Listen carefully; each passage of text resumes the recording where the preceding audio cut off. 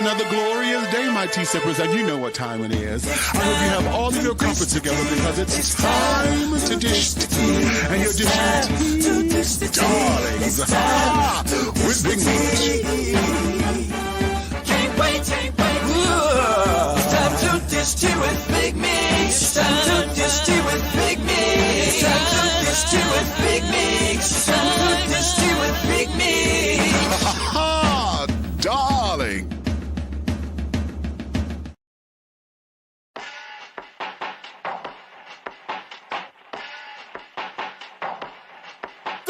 Look, I got a bone in my back. Guessing you don't like that. Used to be a didn't push back.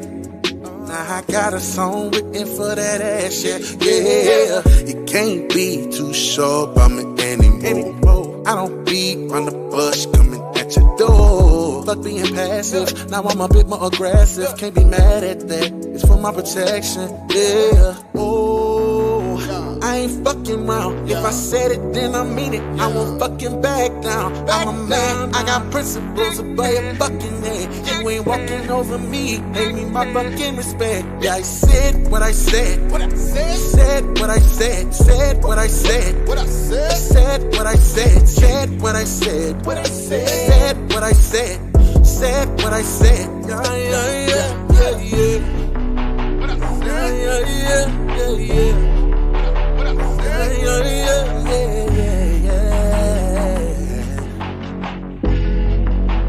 Come on, talk to him. I don't want cuss, but I'm mad. The disrespect is so fast. Nice niggas finish last. I guess I gotta be an ass. Or do you wanna keep it clean? Treat me like a human being. Cause typically I'm for the team. Ain't the type to the mean. Yeah, I see it from your perspective. I try to understand it. You ain't on my level, dude. You so disrespectful. Treat me like I'm low. So, I ain't fucking round. If I said it, then I mean it. I won't fucking back down. I'm a man, I got principles above your fucking head. You ain't walking over me, pay me my fucking respect. Yeah, I said what I said. Said what I said. Said what I said. Said what I said. Said what I said. Said what I said. Said what I said. Yeah. Said what I said. Said what I said. Said what I said. Said what I said. Said what I said. Said what I said. Said what I said. Yeah.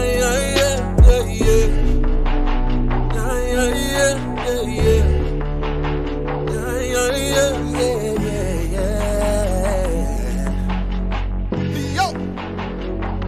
I ain't ready for it.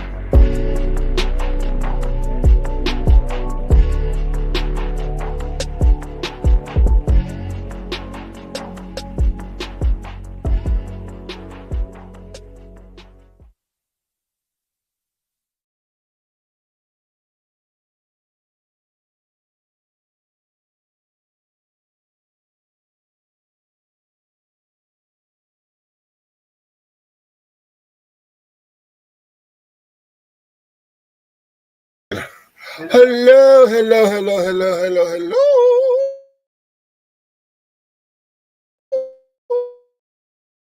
Good evening. Hello there, my darlings, honey. Hello. Hello.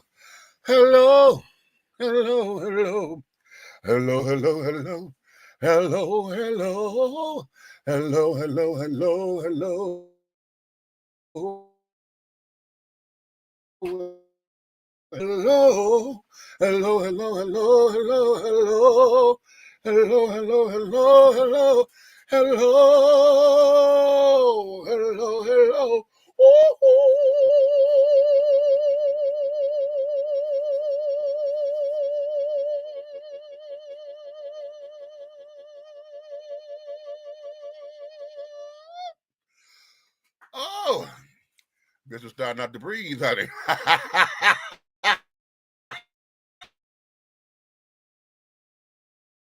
What is going on to all of my tea sippers, my crumpet dunkers, my tea brewers, my pot stirrers, my tea leaf readers, my tea baggers, and my tea biscuits, honey? What's your tea? What's your tea? What is your tea, honey? It's another glorious evening. And you guys know what time it is, honey. So I'm sure you have all time to dish tea, and you are dishing tea, darlings, with Big Meech. What's up, babies? I have together, and the other things, I have just been too tired, and I don't want to be falling asleep on y'all on the camera and carrying on because 2025, and I want to get us together on board because, darling, I'm about to embark on something that would take up a lot of my time. So doing is making concessions with how I can do the show and then how I could do everything else. Okay. This is not an end to dishing tea with Big Meech. It's just that what's going to happen is I got to modify me and then put myself into some scheduling so that I can have time management skills. What I really need, God help me, what I really need is a personal assistant. Okay. So that I can get things together. I can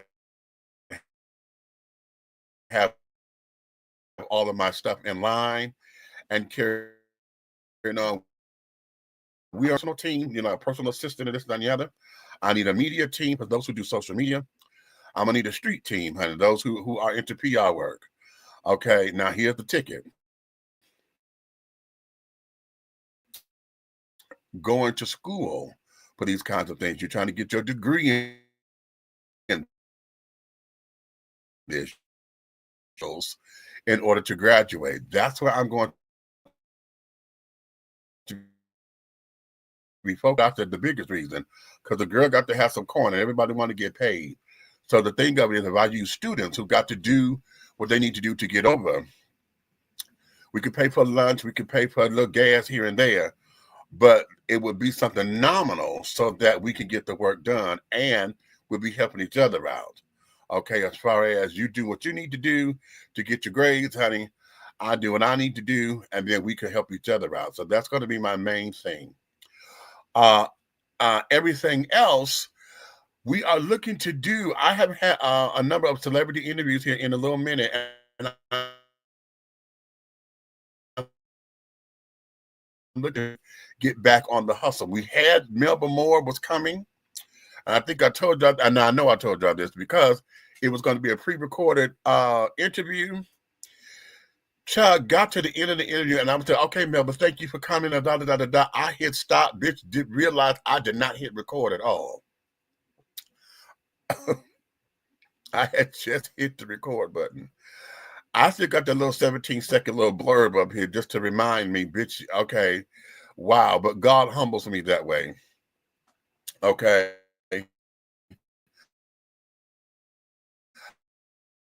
Let me know I still have flaws and this, that, and the other, even though in my intelligent self and in my spiritual self, I think I'm above humanity at the time. And I wish I could just exist in and I won't be here, right?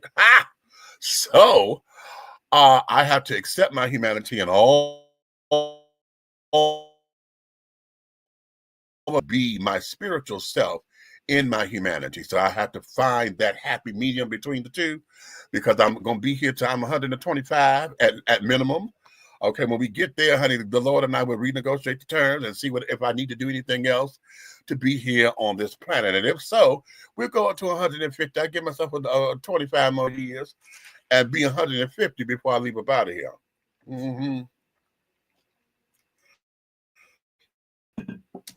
So that's the goal. That there is the goal.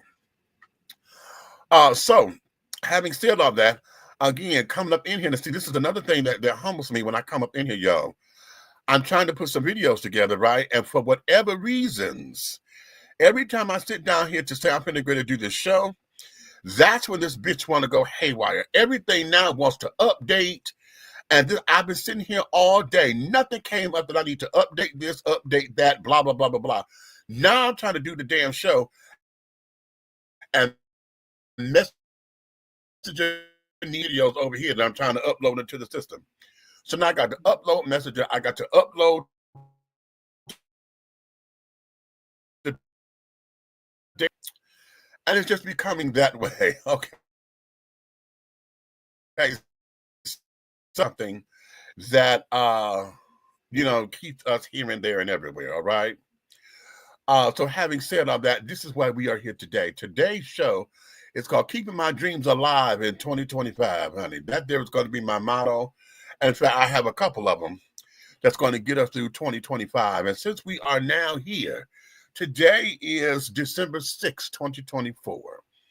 I usually don't like to date the videos because when folks come and watch. But we're going to date this one because December 6, 2025, 24 rather, this is 24. We are going into what? We have approximately 26 days, 25 days left in this year. Okay. 26 days before we see 2025. Okay.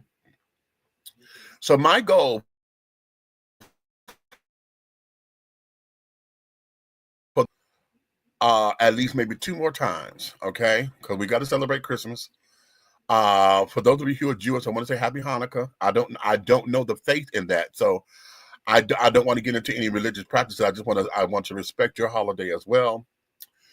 But we are going to get into Kwanzaa. Now, y'all know I don't like celebrating Christmas and stuff like that anymore. I mean, I'm starting to get into a little Christmas spirit around here a little bit. But I am into Kwanzaa because I am really into understanding the principles. And because Kwanzaa is not tied to any kind of religiosity of carrying on, it is more so about the fruits of the labor of the spirit of the community and carrying on.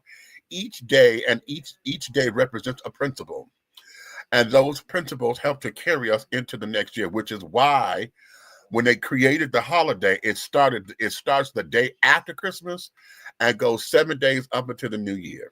Okay, so one of the things I will be doing is coming back, and we're going to review all the 7 principles together. I'm not going to do it once a day, on each day, because I don't want to commit myself to that. What I'm going to do is take a day and we're going to review all 7 principles. And I want to get you guys to come on in and let's find out what it means. And it's going to be my goal to have an ingusaba. That's what they call the menorah type thing that holds the candles. I want to have one of those so that I can light the candles as I talk about the principles. Okay. And even if I have one virtually, if I have a virtual ingusaba and I can sit down there and light each candle, because we start with the black candle first, then we go alternate red, green, red, green, red, green, until we get to all 7 candles. Okay. And so because of that, I want to make sure that we do that this year. And then I want to help us to plant seeds so that we can make sure that our spiritual grounds are carrying on are fertile. Is the soil that you're planting your seeds in, is it fertile? Okay.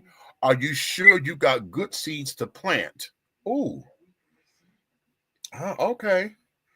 I was able to ball a fist. Y'all know my fingers still act up, but I was able to get a fist together, honey, without having to push my finger.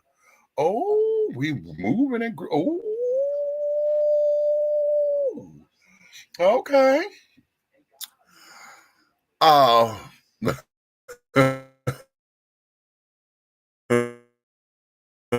That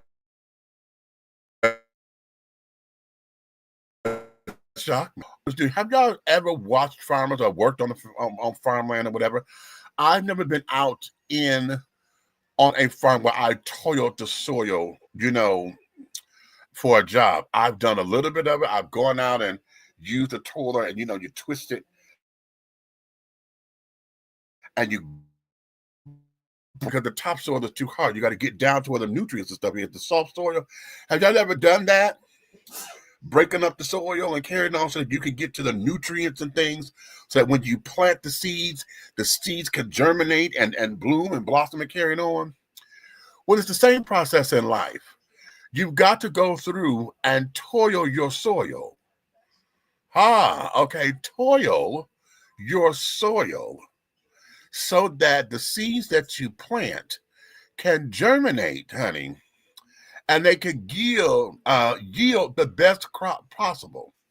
Okay, and what do I mean by that? Okay, now I'm talking farmer terms or whatever, but this here is the start. Okay, do not wait until the first of the year to say, "Oh, this is what my goals are."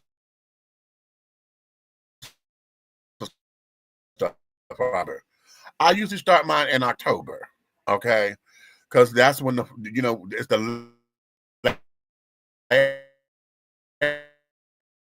okay, because you have October, November, December. Those 3 months, that's the last quarter of the year. That there is when all the businesses start to they're looking over this, that, and the other. They start, we get into this whole benevolent season or whatever. Everybody, I call it the buy your way into heaven season, because this is where everybody want to get all gracious with their time and their money, and we got to do for the poor folk now. Okay.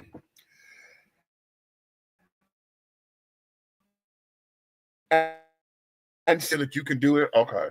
I'm not going to beat everybody up for it no more. I have to start to change my mindset on that. I do get on those who are just pretentious with it. Like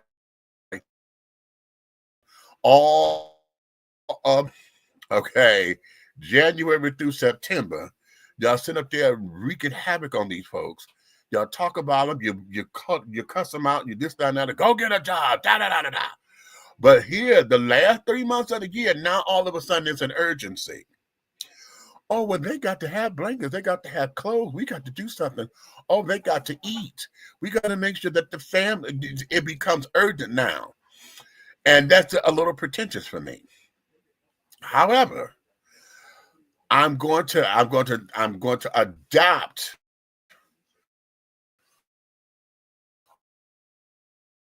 be a bell ringer. I told you that I used to be a bell ringer for the Salvation Army. I did that for 6 years. And being outside in that cold and ringing the bell and trying to raise money for, programs and stuff that the Salvation Army would give, it's unbelievable the kind of shit that we would hear from the folks and how folks would cuss us out and this, that, and the other, because throughout the year they feel, oh, y'all get y'all cut. And how dare y'all not have no money when I try to come and get my light bill? Y'all gonna tell me y'all ain't got no money. Well, sweetie, the Salvation Army may not have had money, because the kettle season, when y'all see the bell ringers out there, that is the only time of the year that they do a fundraiser. The kettle season is their only fundraiser, okay? So all of the money that they make during the kettle season has to take them through until the next kettle season, all right? And each core makes goes to that particular core, okay? So yes, it goes into the collective pot, but if my core only raised $20,000, that $20,000 got to stretch a whole entire year. Now I want y'all to do the math on that, and you coming up in here with a $500 light bill. Talking about you about to get disconnected. Huh? I done got off topic, but I'm making a point. Okay. So having said that, and understanding this time of the year, the last quarter, this is where you start to reevaluate the year. I know I start in October because I start to look back over what I write everything down.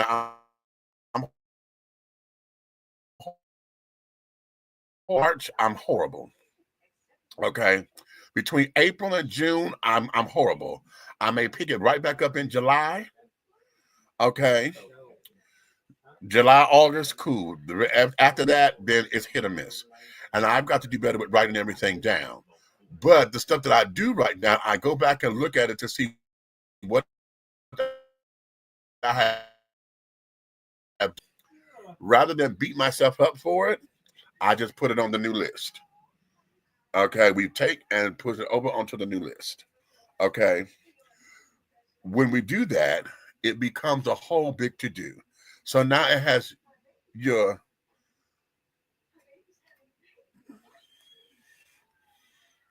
I'm sorry, y'all. They got the Cosby Show on, and uh they just said the son didn't having a baby. Now they didn't know it was twins yet, huh? Mm. No, you're fine. It just caught my attention. But nonetheless, this is the time where you start to reevaluate. Okay, what worked, what didn't work. Okay, what you didn't do, what you should have done. Okay, because yes, y'all know I'm still talking about this house, and I realize it's me. Okay, I have come to accept that it's me. Okay, me needing to move on. I have not done what I need to do to move on, and I don't know what that mental block is. I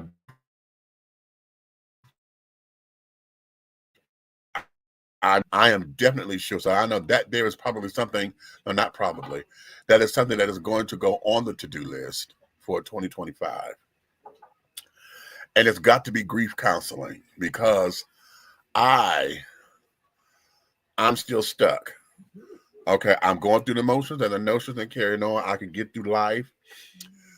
I have compartmentalized everything, but I know that a lot of this has to be that I need to go to grief counseling. Okay, so because of that, yeah, so that's something that's got to go, and that's got to be on fertile ground, y'all. So we got to go and break through the chain, break through this, break through that, and yeah, okay. So we've got to undergo some things, right? In addition to having to do that, like I said, I'm embarking on uh, a new year, okay, because I'm trying to put some things in place, and I've got to get some things in order. And because of what I'm about to do, honey, I've got to be prepared to fight.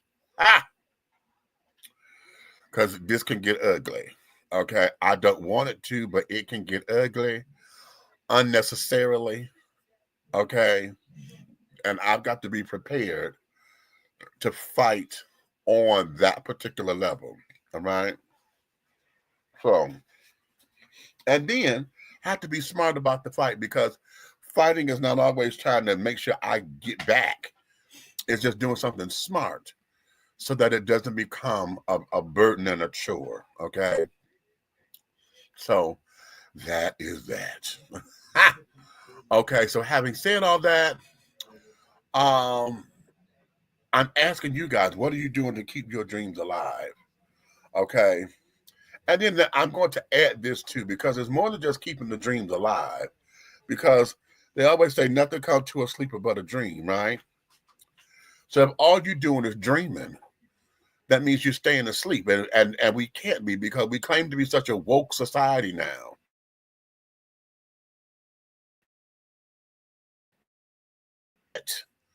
We don't know how to take care of business. We don't know how to do X, Y, Z. We don't know. Okay. That there is something that we have to look into, because listen, one of the things about a dream is this. When you wake up and start to look into the world, what do you do when you get out of bed, honey? You yawn, you stretch. Okay, you get up, you go to the bathroom, right? So you take care of what you need to take care of in the bathroom. Okay.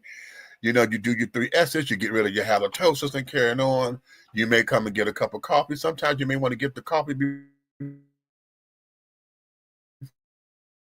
you brush on freshly brushed teeth and mouthwash, because it ruins the taste. Whatever works for you. Okay. At the same time of saying all that, what happens? You get showered, you get dressed, you get ready to do something because now you got to take on life. And here's my thing. If your dream doesn't become a vision to where when you up and about, you can't still see it, you can't feel it, you can't understand what it is, you can't even discuss it because you don't know how to talk about it, then that means you're still asleep, honey. You now take that dream and make it a vision. The dream has to become a vision. Okay. Once it becomes a vision, then you are able to maneuver your way through everything else. Okay. You're able to put into place. The law of attraction is still available, y'all. You know how everything is on the energy, everything was on the frequency, everything is there. You whatever you put out is what's gonna come back. Now, y'all heard this before. This is nothing new that I'm saying. I just want to emphasize this. You can't sit up there and say, I don't want this, because the omniverse doesn't hear the qualifier of don't. What it hears is the essence. Okay, I don't want to fail. All it heard was fail, because it has no qualifier, because your energy is on fail. Not so much as what you don't want to do, the energy is failing. So what ends up happening? Everything then starts to line up with what happens to a fail. The car break down, somebody get in the way, whatever that is. Okay, it starts to then impact you. Why am I frozen? Am I frozen, y'all? I'm frozen on my end, but I don't see. Am I frozen? Good Lord. What the hell is going on? Yeah. I swear. I got to refresh. Hold on. Don't go nowhere. I got to refresh this because I don't know if y'all can see me or not. I mean, you probably can, but I'm frozen on my end, so I don't know what the hell I'm doing.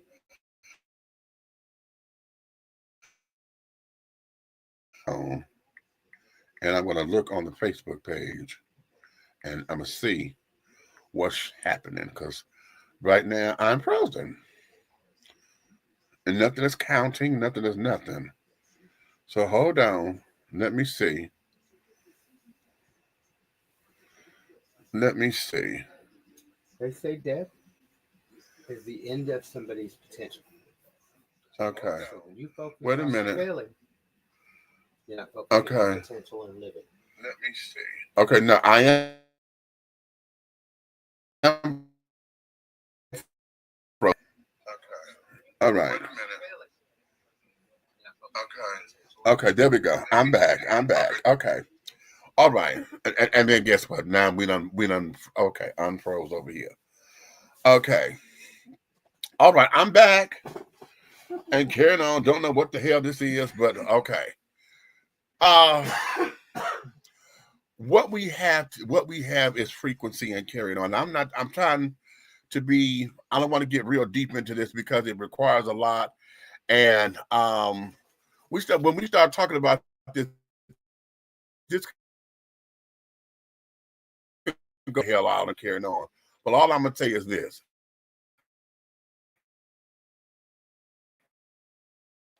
Hold on. What I'm drinking happens to be a cream soda, and don't do a lot of soda anymore. But child,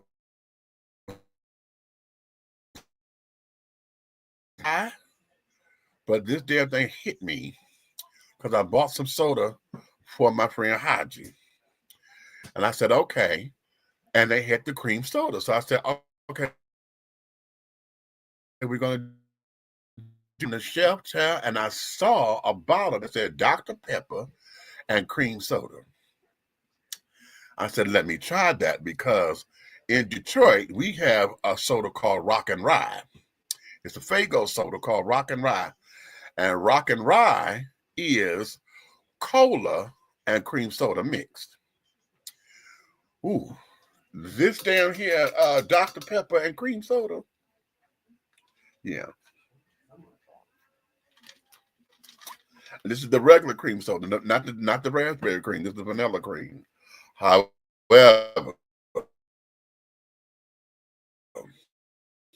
anywho, this here is where we are with all of this, children. So as we are preparing for 2025, Tiff, what's up, girl? Okay, Miss Tiffany, what's up? Michael, you up in here? Okay, you're back now. Oh, so, okay, I was frozen. All right, thank you, baby. Okay, right now, we are looking to get into 2025, honey. Okay, if you have not started, it's not too late. I'm going to encourage you guys to get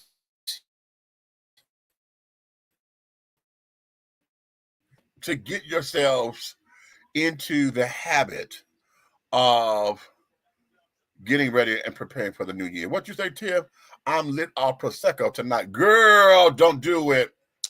Listen, I just finished off, last night, I had some chocolate wine, and I got, the brand that I got was from Aldi's. It's called La Petite Chocolat. Now, if you go elsewhere, it'll be called Choco Vino, and there's another one that they have. It's Choco Vino store, but if you go to Aldi's, it's called La Petite Chocolat. Okay, and it's a chocolate wine. It's a chocolate liqueur, I believe, in red wine mix, but it's fabulous. Okay, it's fabulous. Okay.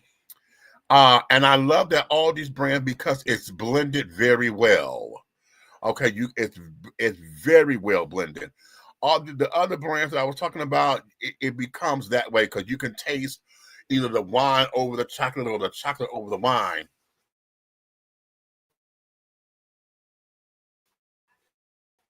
Very well. This here, the Aldi's brand, honey, it is a pair. You can take it and use it as a liqueur and like pour it over ice cream or something. Child, bye. As a matter of fact, that's going to be something that I do. I'm going to get a blender and give me some French vanilla ice cream and take that chocolate wine, bitch, and make me a frozen something, honey. Okay. What you say, Tiff? Ooh, we mean you showing out on the chocolate wine.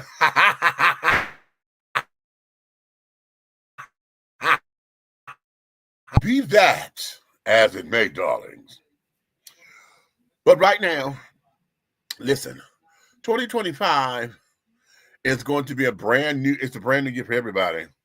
But for me, okay, 55 has been many things, but it has never been this. Okay, and when I get there, honey, it's going to be a brand new thing. So my next birthday, I'll be double nickels. My goal for 2025 is to celebrate all month long.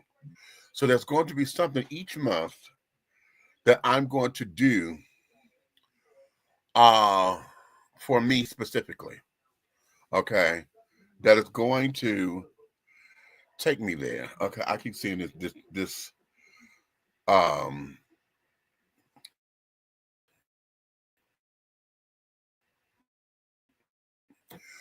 okay. So once a month, I'm going to do something that's going to be specifically tailor-made, turning 55. Now, what that is, I don't know yet. We'll make it up as we go along, but it's going to be something once a month that's going to be directly for me. Okay, I'm not going to give a shit about nobody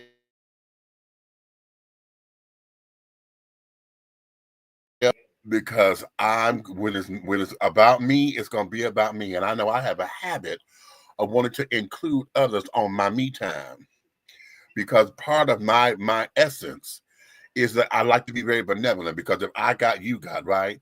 However, I teach that okay, everything that's in the cup is mine. It's the overage that's yours.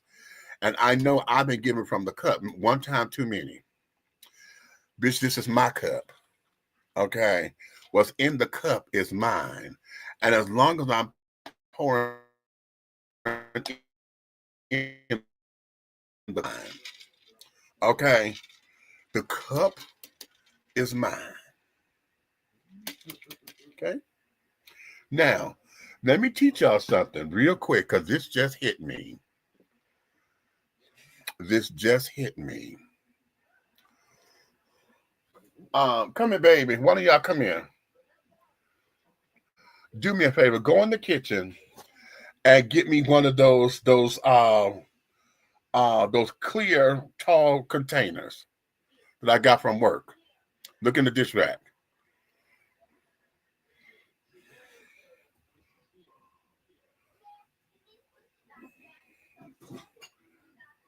The container with the top. No, it's not up there.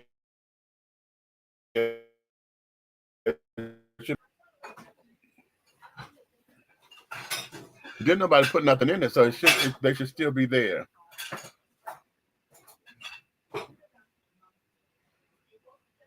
No, they got to be. The black bottoms? Huh? Black bottoms, clear top?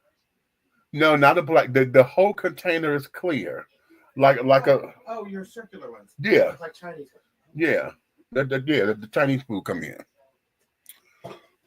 Hold on, y'all. I'm gonna show y'all something. Yes. Thank you. Now I want y'all to understand something. You see this?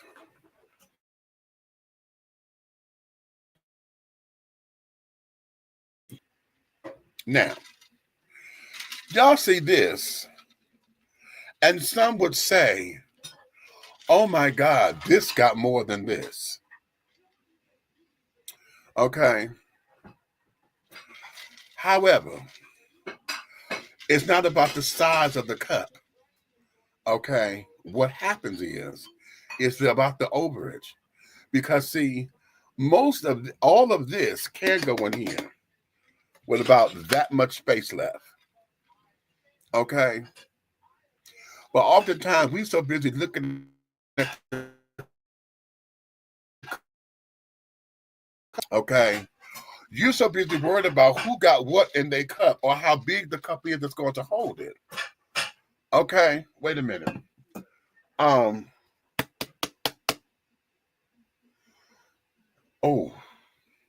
because how many ounces is this? I forget.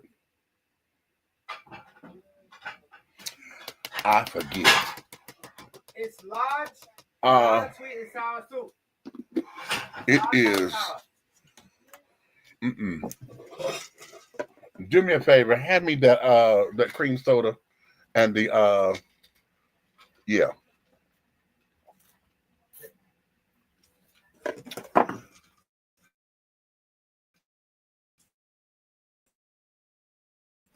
Okay. And hand me another cup. Damn it.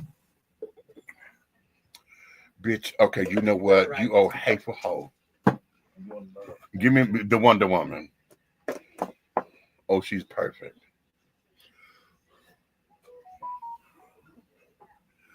Y'all know I just spilled that, right? Now you know I did, right? No, don't. Give her a towel. That's what I was going to do.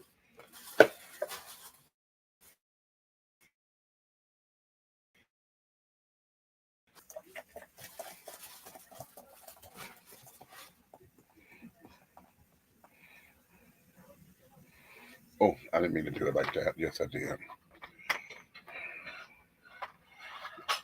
Hold on, y'all. I'm trying to make this demonstration.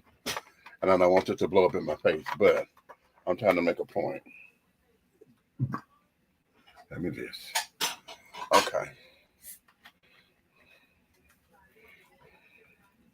Now, I'm just going to mix this right here. Okay. Now, all right. Y'all see how full this is, right? You see how full this is. The problem is, oftentimes we so busy looking at somebody else's cup, not knowing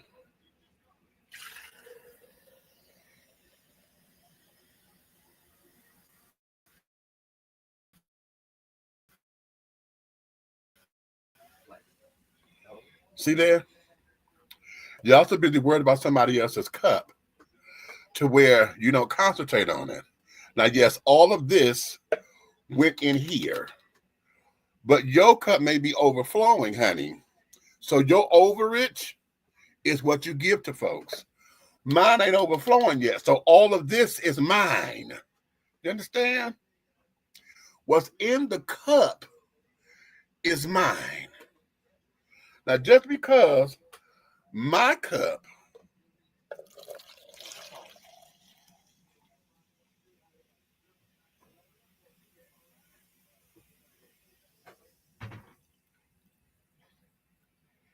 filled your cup, okay, you're already full. So if you put more up in here, you have an overage. Okay, it's the overage that you give from. Okay, but you're so busy worried about mine because I'm not over yet. Okay, you so busy worried about this.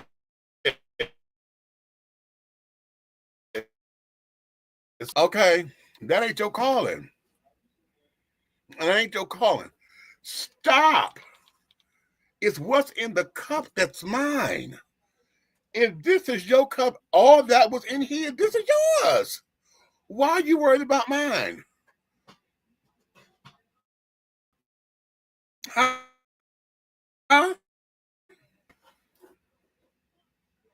Understand that. This is the lesson that we got to give. This is the lesson because you know what we do? Here we go.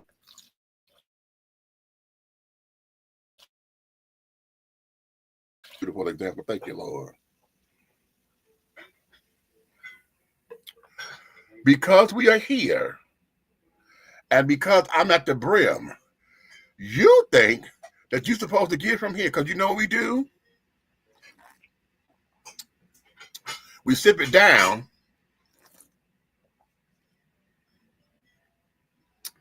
and we give it till it's manageable. See, I had to sip it down so now I could put the top on it without it spilling. This is what happens. Okay. And because you're already at the brim, you think you're supposed to give from the cup. No. The cup ain't overflowed yet. You up to the brim because that's the blessing. Thank you, Lord. Because this here, this is a lesson that we all got to understand. I know I fail at this one. I fail at this one.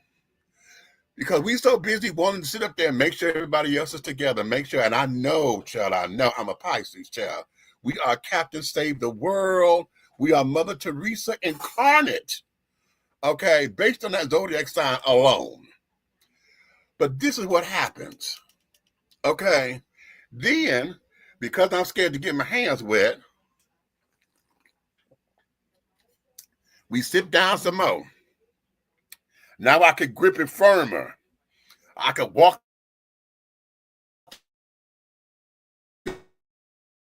Worried about it spilling over. Okay.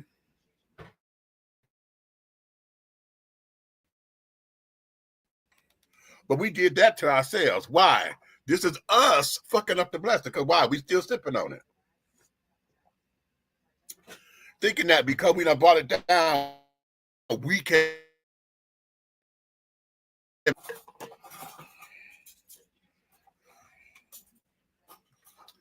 This is the whale house. If you're in touch with the whale, it's going back in the cup. To see what? We back at the top again. Right? And if you're doing what you're supposed to do, which I can't do, if I was at the sink, I'll let this run over.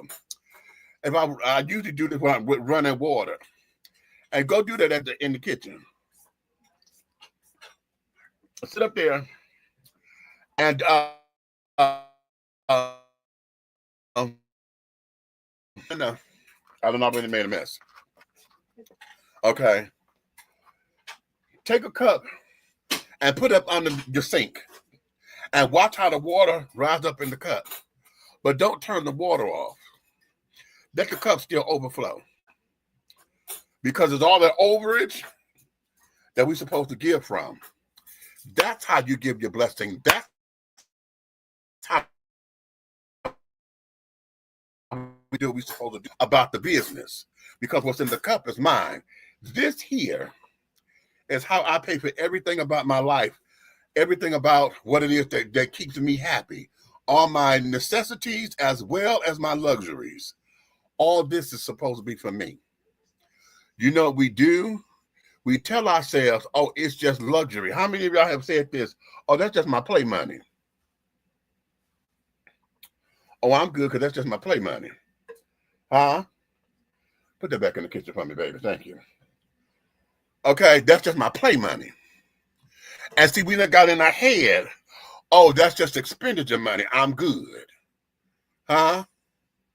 Because my necessities are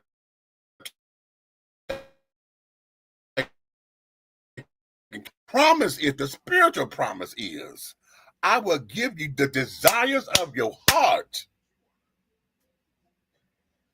For those of y'all who believe that.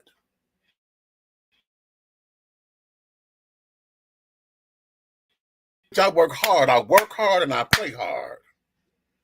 My money is my money. I made this money. I could do what I need to do with it. Okay? Can't nobody tell me how to spend mine. So, if I'm at a place where my cup is at the brim, if I have not started running over yet, bitch, you can't get none of what's in this cup. You can't. I ain't got enough. Ha! I ain't got enough. How about that? I don't care what it look like, bitch. I don't have enough for you. Huh? You know what? Let me put it to you like this. How many of y'all get upset? Catch it. Watch this. How many of y'all go out to dinner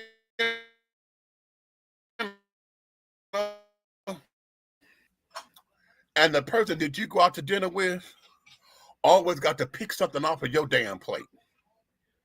Huh? You get French fries. They always got to go on your French fries. Didn't we just order the same goddamn thing? Why you need one of my fries? Oh, they just taste better off of your plate. If you don't stop that bullshit, I don't have enough. You hear? I do not have enough.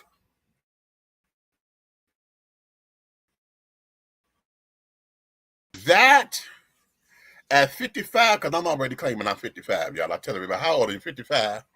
Yeah. Okay.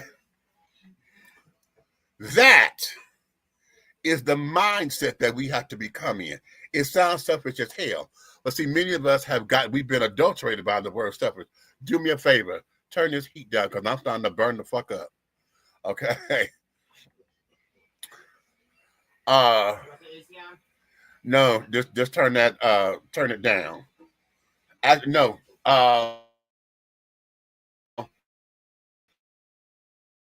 The bottom and bring it close to me. Okay. Yeah. That way it'll cool off. It won't get hotter. But that there is something that we all have got to learn how to do better with.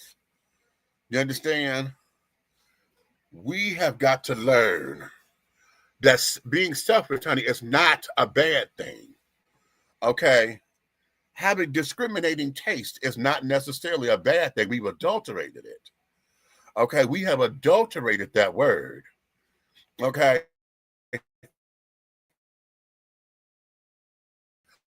Remember the cat food commercial? I'm trying to think what cat food it was. And they would sit down there, a little white fluffy cat, honey, would be on the damn thing. And the big old pretty white cat, right? And they sit up there and they serve the cat food in the china, in a china goblet, little cat dish. And the commercial was, it's for discriminating taste, right? And I was like, oh, the cat bougie, right? We got the bougie damn cat, right? But what has allowed me to accept that is the fact that as we get older, as we know better, we do better. You know, we criticize folks because we call folks bougie and carrying on because those who were in the hood or whatever, you know what the hell a lima bean is or some cornbread, but you done got your palate, you know, you have rediscovered your palate to be filet mignon, okay, and Cabernet Sauvignon.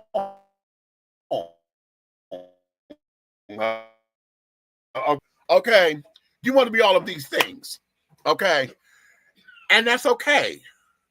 That there is okay. Why? Because we keep telling ourselves, I want the finer things in life, right? However, all of that becomes subjective, and it don't mean a hill of beans if you don't know how to relate to other people. Having discriminating taste does not mean that I'm so much better than you that I put you down with it, and I don't know how to succumb to my surrounding areas. What it says is I've outgrown this. How many of y'all still eat the orange sherbet in the push-up cup? Okay, the colorful toilet roll that we. Okay, remember when we had ice cream that came in the toilet roll paper that you pushed up, and it was the orange sherbet? How many of y'all still eat your ice cream from that? Now, we may go from time to time and get nostalgic. Oh, we had one since I was a kid. You know, we do that shit.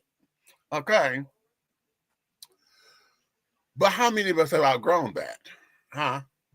How many of y'all have outgrown actually eating watermelon? You had so much of it when you was a child to where you don't eat it anymore. Right? Ain't got nothing to do with the black thing or whatever. You just stop eating it.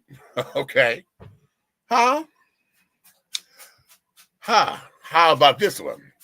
How many of y'all had to put pork down because your blood pressure got to? Oh, I got to put it down. Ain't that what Aretha said? Aretha said that. She said, "Ooh, honey, I had to put the chitlins down, baby. It's no longer on my menu." Okay, right. Oh, okay. Wait a minute. Remember good time, JJ? Big Macs are not in my diet anymore.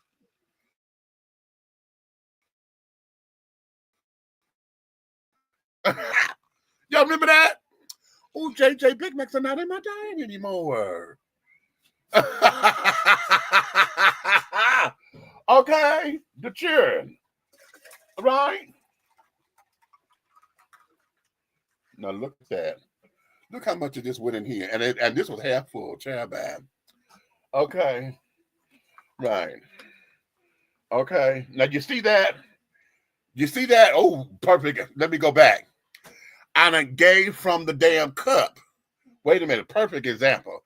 I done gave from the cup to somebody else because they thirsty. And look what the fuck done happened. I ain't got shit for me, hardly. I got to make do with the rest of my life for this because I done gave from the cup to give to somebody damn else. Now, fill they shit up. Here, ain't that what we do? We give them everything because we want them to have the best. I tell y'all, one of the most dangerous words in the English language is potential. Why? Because potential don't mean shit to nobody but the person who observes. Potential doesn't mean shit to anyone but the person who observes it. Because the object of that potential, that motherfucker don't know nothing about it, don't care about it. They don't care because they don't see it. They don't believe it for themselves. They just doing to be doing. They don't get it. You're the one who's stuck in the fantasy and the rose-colored glasses. Oh my God, they are so wonderful. They could be such a one, or if they just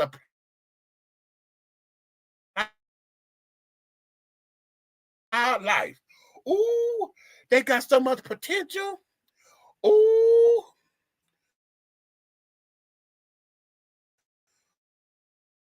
Oh, if they were just only, oh, he's so wonderful with his hands, child. If they would just only understand their potential, child, you got so much potential. Right. And here you go. You done gave potential everything out your motherfucking cup. Why? You done put them through school because they crafty, so you let them go to mechanic school. Okay? Bought all the motherfucking tools. Damn near done bought a shop for them. You done sat down there and paid for the licensing and shit because they got potential. And what you done did, gave from the cup. Gave from the fucking cup. Now here this motherfucker got a big old huge cup. And what did they do with it instead of drink it? This motherfucker pulled the shit out. Pour it out. Because they didn't want it. Woo!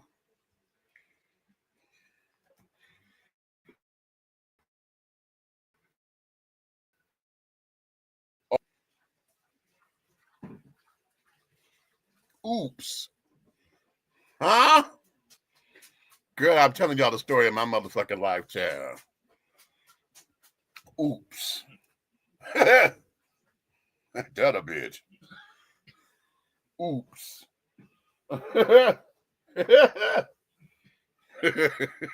Ooh. Okay. Wait a minute, let me go to these comments. I see y'all over here. Let me come up. Where's my inhaler? Wait a minute. Marvin, would you look in my jacket pocket, please? It should be the blue one.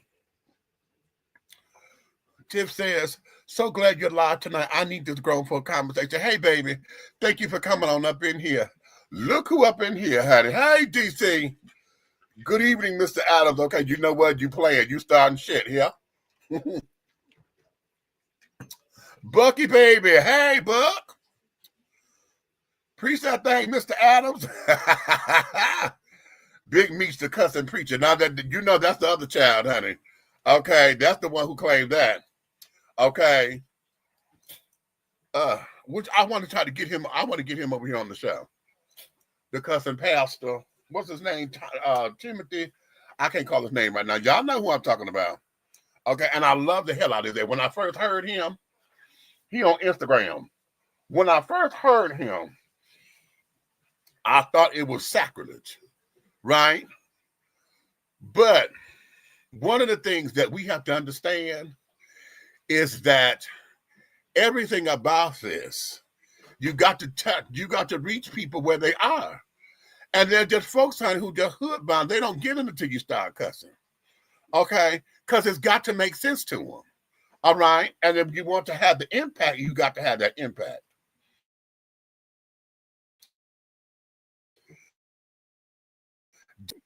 You understand? And Popeyes and hot dog. Oh, you don't put your Popeyes down? You know what? I haven't put them down. I just don't buy them like I used to because they are more crust than they are juice and stuff in it. And if you overcook it, the damn crust burn up and shit. Okay, it's just reckless. Okay. It's not what it used to be when you had the Popeyes or whatever, that gravy and stuff in it. When you hit the crust and the gravy come out, and oh my God, it would just be absolutely fabulous. Half of that is chicken. The rest of it is damn peas and carrots. Okay. And all that crust. And now when they used to be 25 cents, them damn things got the nerve to be $1, $1.50. Child back. Yeah. The children. One more time. Okay, there we go. Whew. Okay, a girl can breathe, honey. Oh, there we go.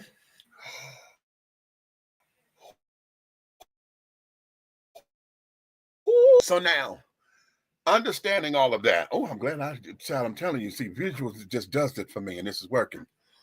So this is what we're going to do coming into 2025. And like I say, I know I've been absent for a minute and carrying on, but I'm really working on me, and I don't want to come half-assed up in here. Y'all know I tell y'all that all the time. I do not want to come up in here half-assed, because then what's the point? I would rather not do a show than to come up here and cut it short because I'm half-assed. You know what I'm saying? So I'd rather not do it. Now, one of the things that I've got to do, Buck, you and I talked about this, and I thought I was going to have to get my sunglasses, which I still may do if I don't find a blue blocking cover for this damn laptop or whatever. I need a computer cover for the screen to get these rays up off me. Okay, because I realize that as long as I'm active, I'm good. But the second my mind gets tired or I drift, okay, then my eyes will start to get tired. And then with this, when I feel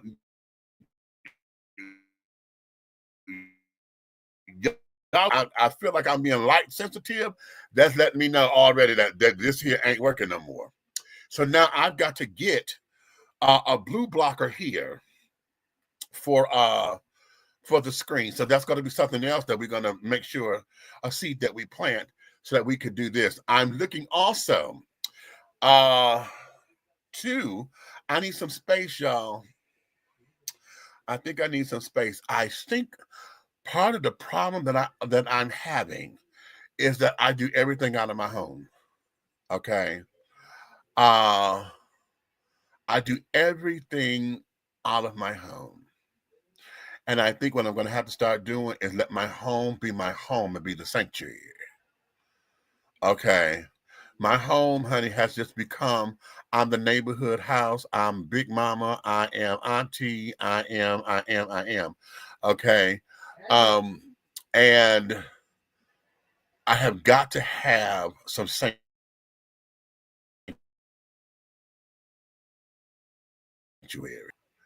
But me. You understand? And because of that, I'm looking to take the studio and do something else. Now, here's the thing. Here is the thing. And perhaps this, I know where I live in a 1-bedroom, y'all. A 700 square feet, 1-bedroom unit. Perhaps if I get a second bedroom where the second bedroom becomes the studio and I can close it off to the rest of the world, you know what I mean? That may pose to be a difference. Right now, honey, everything is everything because I got the TV running in the background. I got the kitchen over here. I was supposed to be making meatloaf, but when I went up in there, I just said, fuck it, never mind. And that's the other thing. I want to start something, but then when I start to get into it, honey, it's like, okay, you know what? No. Okay, it's the work involved. And I said, no, I'm good. And then I talk myself out of it, and I have to stop doing that. Okay. And I know I'm preaching to the choir because I'm not the only one who's done this. I know this. Okay. And here's the ticket. I only do this for myself.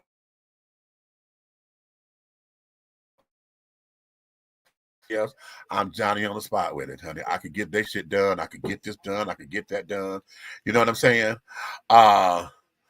And because of that, again, that there is given from my cup. Given from my cup, honey, so that theirs can be full. Okay. Now notice, I'm glad I'm using it because y'all know Wonder Woman is my everything. Okay. Now, how about that? Ooh, another example. Come on, spirit and move. Here's the thing. Y'all know Wonder Woman is my girl, honey. So but y'all know this is my cup. But I'm using this as an example because Wonder Woman is my girl. And I gave from my cup to give my girl something because this is my girl. Or this is my boy. This is my road dog. This is. And oftentimes we make these kind of sacrifices and investments in people who don't feel a minute. Y'all marinate on that for just one more second. Make it 3. Okay. Make that 5. Just marinate. Marinate. How many times have we went out on a limb and gave from your cup, okay, to motherfuckers, honey, because we liked them, the sex was good, they got cute this, they got a bad body, you know, they talk like they got it together, they power to the people cheering, they got all that bullshit going on. But their mouth runs more than their actions. Huh? Their mouth run more than their actions. Their ass gets jealous. Okay. Shit that comes out of their mouth. So boom, boom, boom, boom, boom. Okay, but because this is my girl. That's my girl, child. Hi, that's my girl. That's my girl. Okay, oh, I'm good. Oh, that's my, oh, we good. We good.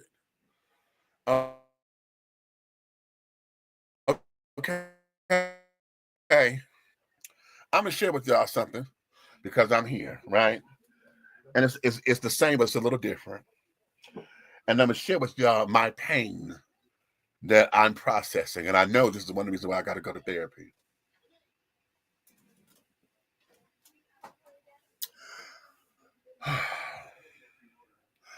I never thought in my wildest dreams, in my wildest dream,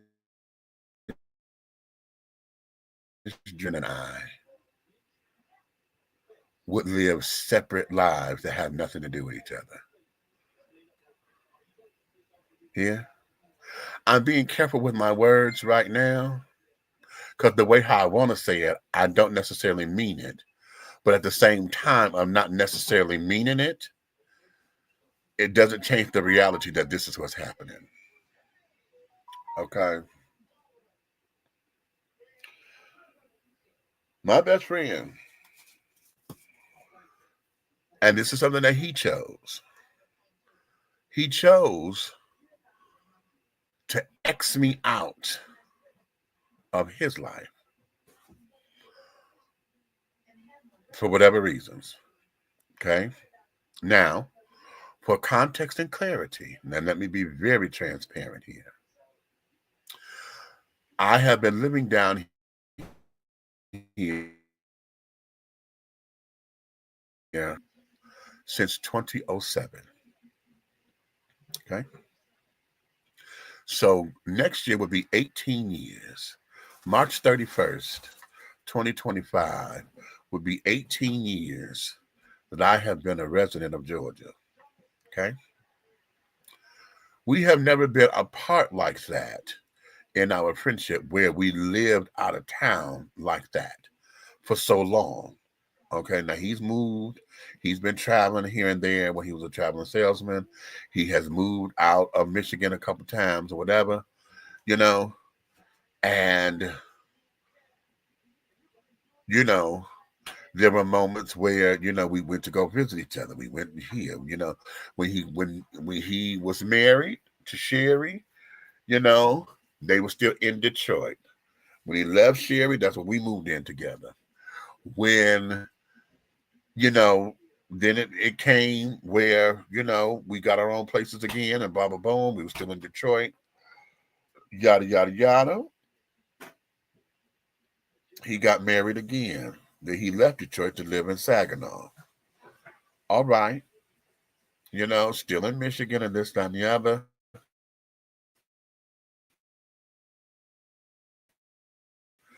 And it seems as though what I'm a constant. I have always been a staple. I have always been here. No, let me go back a little bit because I went to New York first. Okay, I went to New York first in 1995. I stayed there for 10 months. Came back home. And when I came back home we moved together in 1997. Okay, we started, and this, that, and the other. So it has always been like we have not been away from each other for longer than maybe 2 years tops. Okay.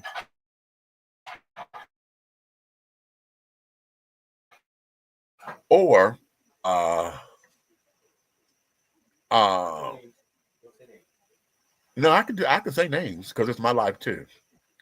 Okay.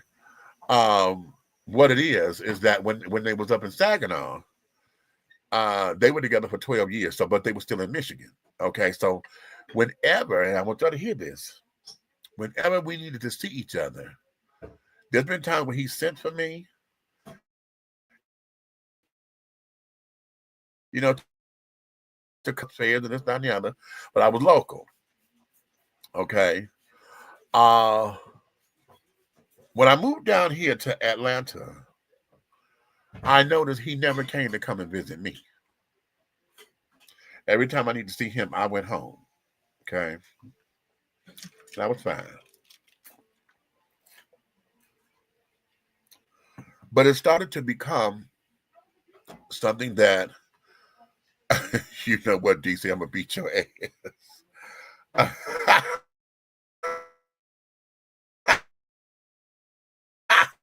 Him knowing the window didn't let down, you was wrong. I'm gonna beat your ass. Okay, now and they powerful, honey, so you might be right. But nonetheless, it just became that. And I want, you know, we started to grow apart, and I noticed it. Okay, I noticed it. I noticed in our conversations. I noticed, and I was like, "Okay, hey, girl, what's wrong? What's wrong? What's wrong?" Nothing. I always, and that's the part that keeps pissing me off about it. When I ask what's wrong, and you keep telling me nothing, I'm like, no, but the actions ain't saying nothing. The actions are saying something is wrong.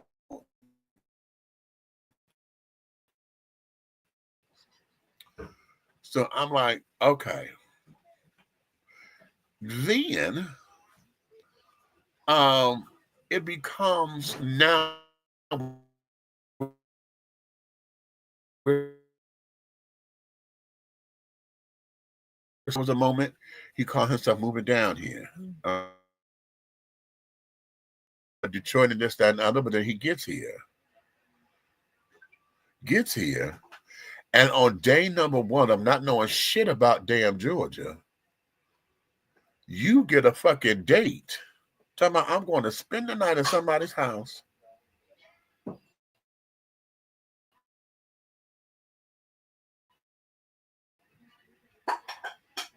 Excuse me.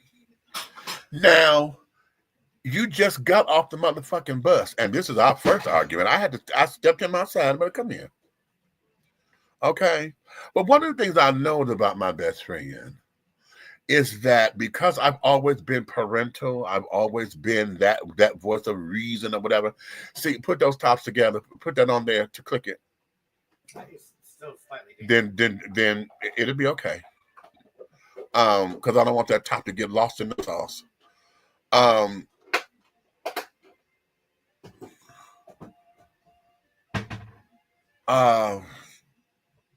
We arguing,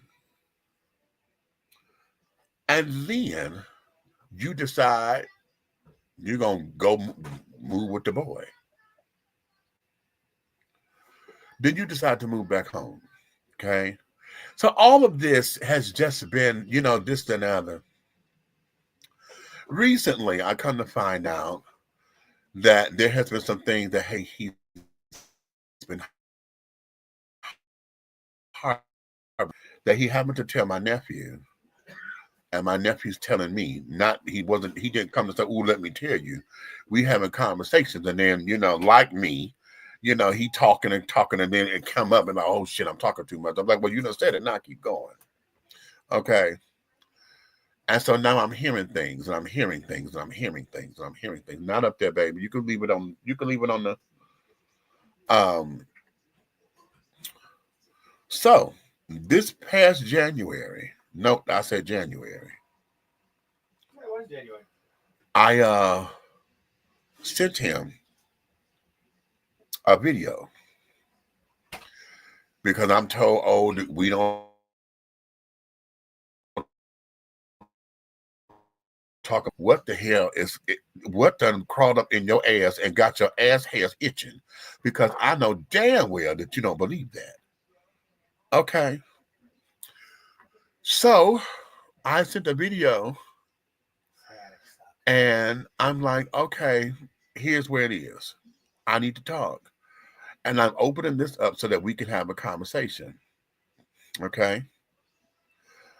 It was an hour-long video. Now, see, let me go back a little bit because, see, back in the day when he was on the road and carrying on, this is how I learned that I talk too much. Because, you know, when the cassette tapes were 90 minutes long, 45 minutes on each side, child, I would be in the room talking and talking and not knowing. All I heard was a click.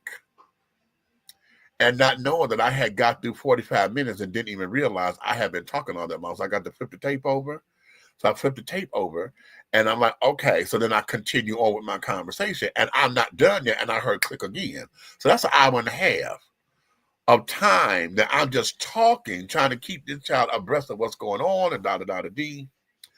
So there would be moments where I was saying 1 and 2 tapes at a time because that's how we were communicating in the technological age. And so I sent the video. So now you can hear me, you can see me, you can hear my facial, you can see my facial expressions, and this, that, and the other, so that we don't understand what's going on. Now I said, okay, I need for you to call me. Okay. And he did. But what ended up happening was that particular day, I was asleep on the couch and my phone didn't ring. Okay. So I'm looking and I'm like, okay. He didn't call. So I'm like, all right, whatever reasons, I went to go check my voicemail.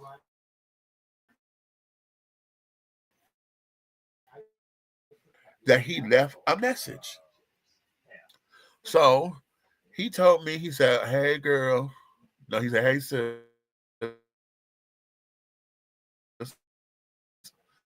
Let me say this. He got the video and he told me it took him 3 to 4 days before he watched the damn thing. Now already my ass was on my shoulders. Bitch, wait a minute. It took you that long to watch it? But okay, that's me. But you finally watched it. And then this child said, okay, I took notes and okay, we'll talk soon. Right? So all right, cool. So now I'm trying to make space because I said, listen, I called back, got his machine. I said, okay, listen, call me on my off days because I want us to be uninterrupted. Okay, I don't want you to call me when I'm at work or whatever the case may be. Call me and, you know, about a D. That was January. I got a next call from him. He sent me a text and it was the date of my birthday. Now that struck me because after we met damn near 45 years ago, after we met, the child never knew it was my birthday. Okay, he always forgot the day of. Okay, so he texts me the day of to say happy birthday. Okay. Hey, you know, whenever you're ready, I'm waiting on you. I'm on you. Okay, whenever you're ready. His birthday's in July, so I said, hey, happy birthday, sis. Bada boom, bada bing.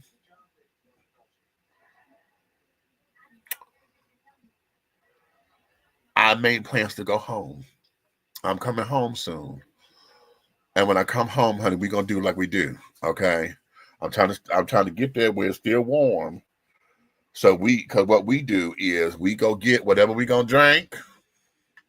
Okay, whether it's a 40 or hard liquor, whatever we drinking. And see, I'm a Boilermaker, so I get vodka and at the time I was drinking vodka and beer, but I do vodka Scotch.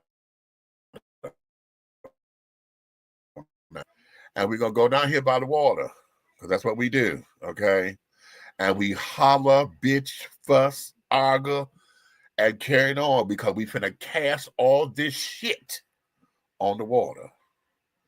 And we gonna hug this shit out because that's my sister. Okay? That's my motherfucking sister.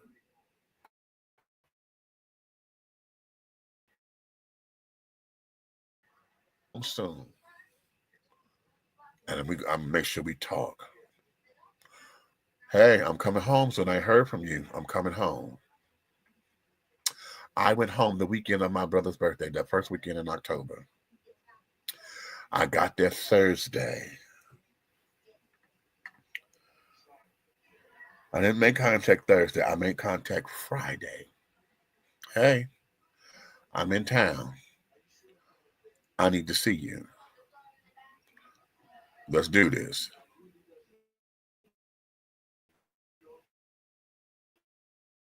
Yes. No, I said, let's do this. I'm in town. I'll be here till Monday. I got a text message that says, I work 12-hour shifts on the weekends.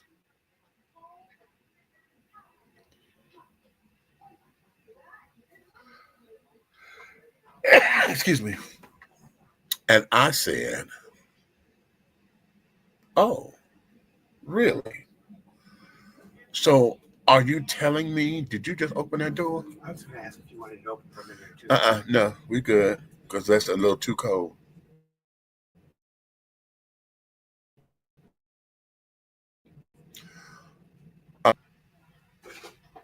I said, so are you telling me that we're not going to meet? He says, unfortunately, right. I work 12-hour shifts. And I said, okay.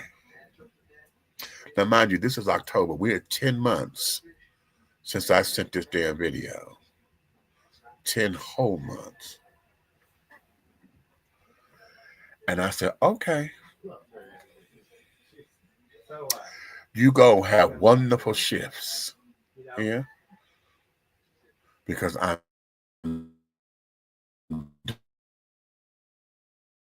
done.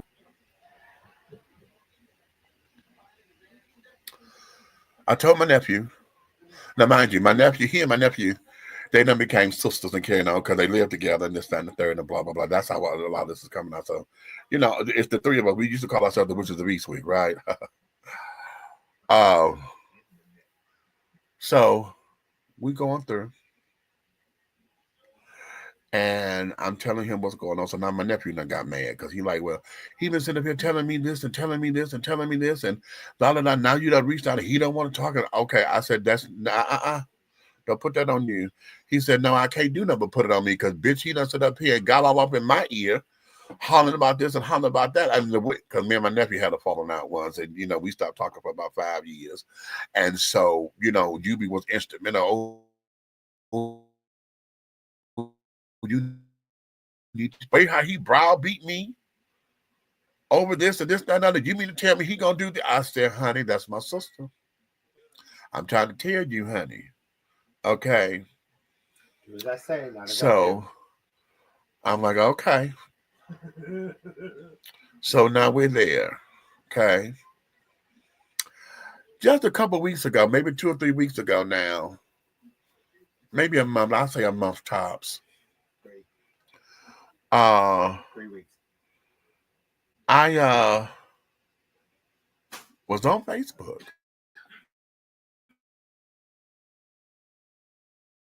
Sister, I call her my baby sister. Put a picture up and says, oh, I'm so happy for my brother on his new nuptials. That was a month. Wow. So there's a picture of them, my sister, her friend. Okay. My sister, Bestie, and the new husband. I called my nephew. I said, hey, did you hear? I said, Miss Thina got married.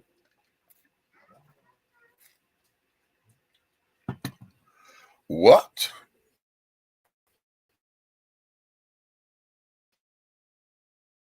I said, I'm married now. So now both of I'm not upset about it because I'm like, okay, well, we're not talking at the moment. But my nephew that got all discombobulated or whatever because there's some financial obligations to carry on that they're still responsible for or whatever.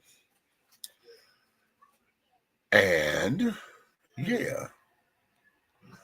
Now here is where it became the seal of fuck you, I'm out, and this is over and done with.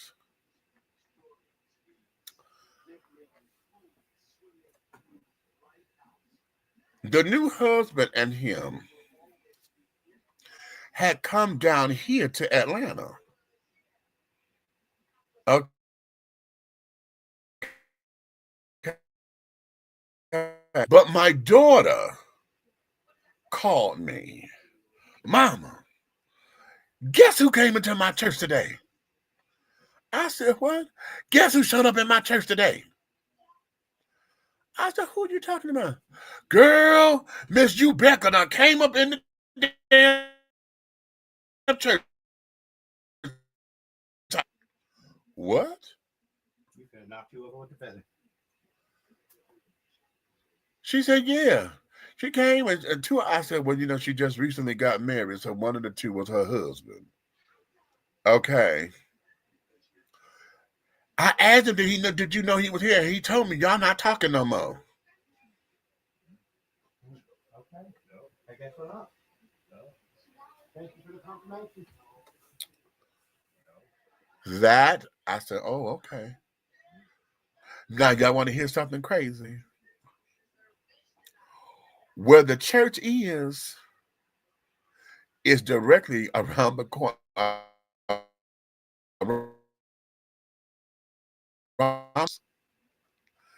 7 minutes from my house. Now, if my sister knew directions, honey, she's horrible with directions. She can't get herself out of a goddamn paper box, child.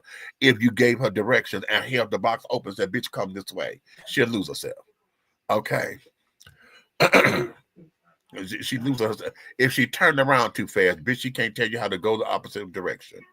Okay, she loses herself that way. But if she had known how close she was to my house, it probably would have upset her. Okay. So I'm like, wow.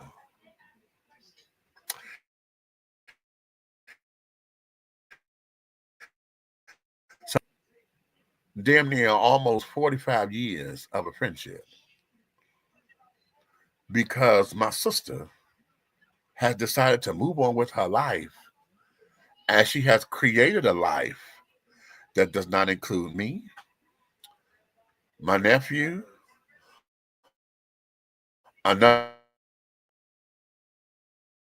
You heard from Yubi? No, girl, I ain't heard from her. I said, well, she done got married, honey. Oh, no, I didn't. And I told her just the same thing. I said, well, he just created a life that doesn't include me. And this, that, and the other. And she said, well, honey, don't include me neither because she keeps saying she wanted to meet up, but then she always cancels.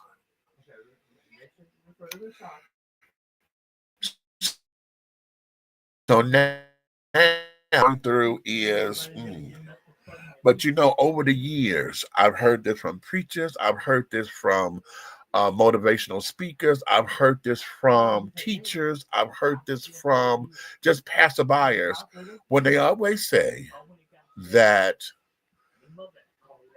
there are going to be moments where those who you have been with the longest, who you think going to be there for the long haul, just may not be here.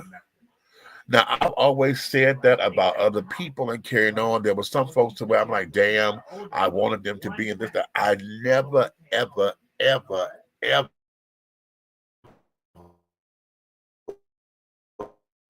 thought that my sister friend, my Bristol, this is the bitch I was about to go hook for.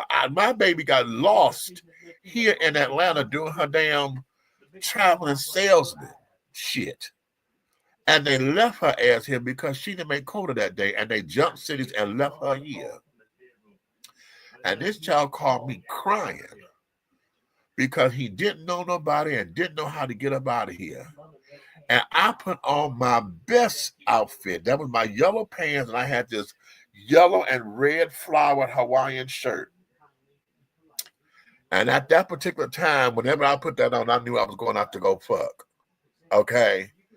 And I put that outfit on because I was about to go and prostitute my body so we can make some money for this child to come home. Because my baby called me crying.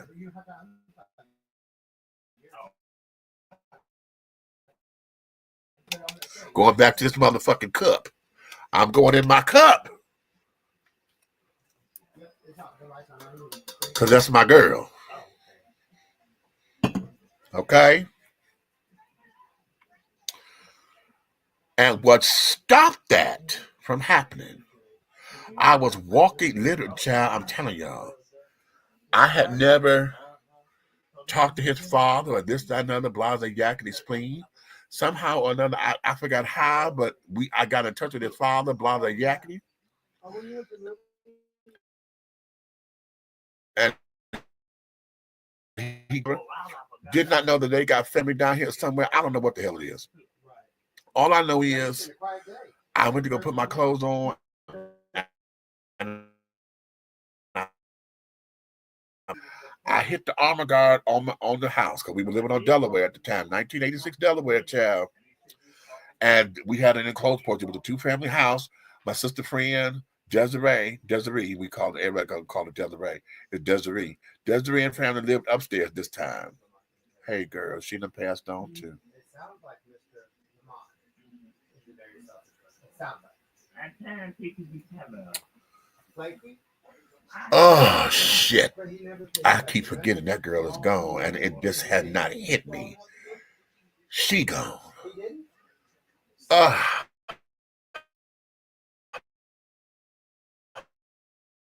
Now, but anyway, when I hit the armor guard, because I'm finna leave, my phone rang, and it was Yubi's dad calling me to say he gonna be all right because we got family in Atlanta that's gonna get him back home.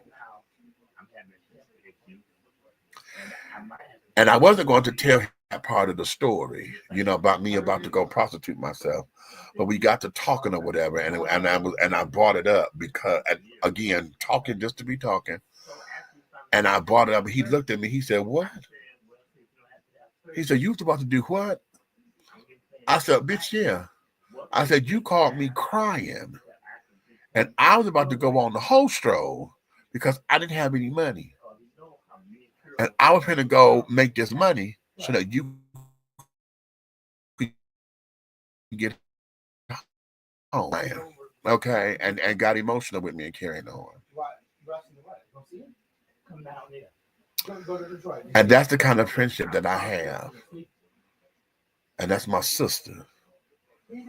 For us to be here because you got your ass on your shoulders and feel as though you can't talk to me anymore, or whatever this is, and I want to know what it is. But you decided, fuck it, and cut ties. And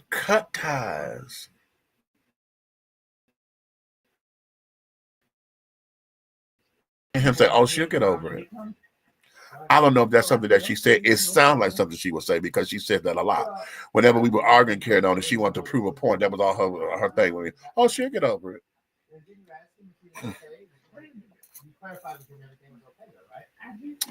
And I'm at this point now to where I have to process that because, in a way, this is a death.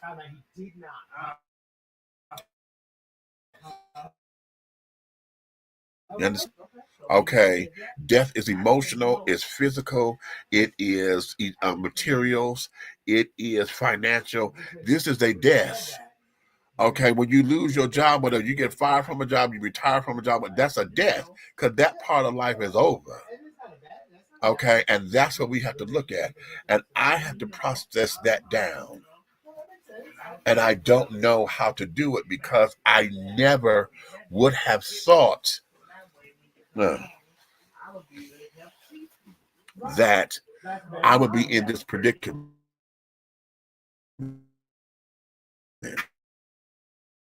Because being the spiritual person that I am, I have seen it, and maybe this is what oh wow. I never thought about it this way. Maybe this is what was being shown to me. Because we see on TV, I be around folks all the time who, they lost their best friend to death and carrying on. One of my spiritual brothers, well, he's now Bishop Kevin E. Taylor. I always say he's the brother that I never had because he reminds me so much of me. A lot of me. We have a lot of the same interests in carrying on, and he reminds me of like my older brother, and I'm following in his footsteps. Right, my mentor Elder Claude reminds me of me 20 years my senior. So when I look at him, I see what I'm gonna be like as an older man. You know what I'm saying? And so Bishop Bishop Kevin. Wait a minute, I forgot my point I was making.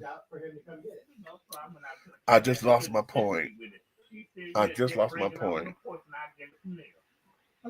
Wait a minute, I got to back up a little bit because I forgot.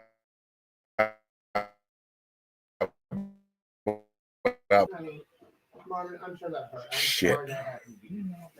I forgot. I just let that get away from me. But nonetheless, I had to process this down. Okay. I have to deal with the fact that my best friend ain't my best friend no more.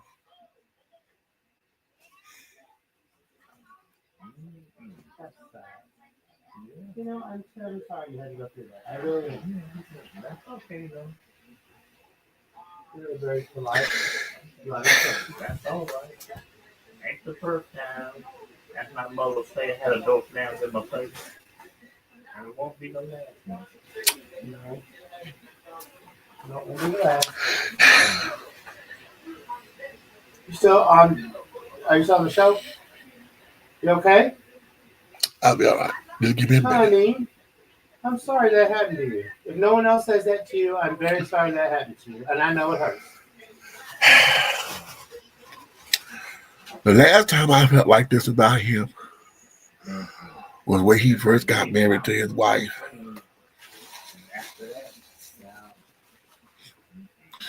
We were going to the same church. And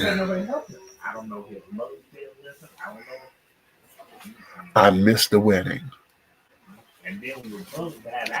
I was moving my mother that day. And we sit up here moving, trying to get all this. And he had been calling me, and he kept saying, I need you to come to the church. I need you to come to the church. Because he had borrowed my outfit. I had bought this. I had this silk outfit, honey. I had this black silk shirt with the faux snake, royal blue faux snake skin on the pocket, right? It was trimmed.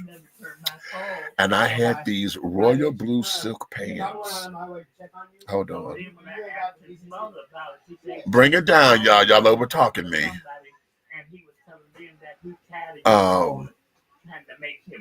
So he kept calling.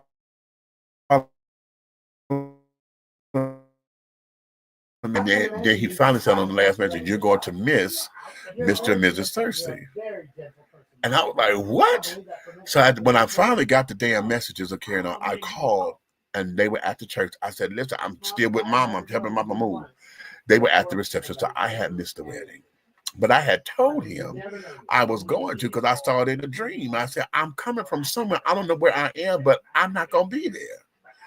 I was moving my mother. And so it was then, because of the whole homosexual thing, because he was delivered and carrying on in the eyes of the church that he married this woman. The pastor at the time, who I just got recently, pastor, called me. Told him that in order to save his marriage, and he had to cut me loose. And I called him one day, and at the time when somebody would block your number, honey, the call, where we had landlines then, and the message would come up and say, "This number has been blocked." And we didn't have email and shit back in the day. And I was like, what? And so,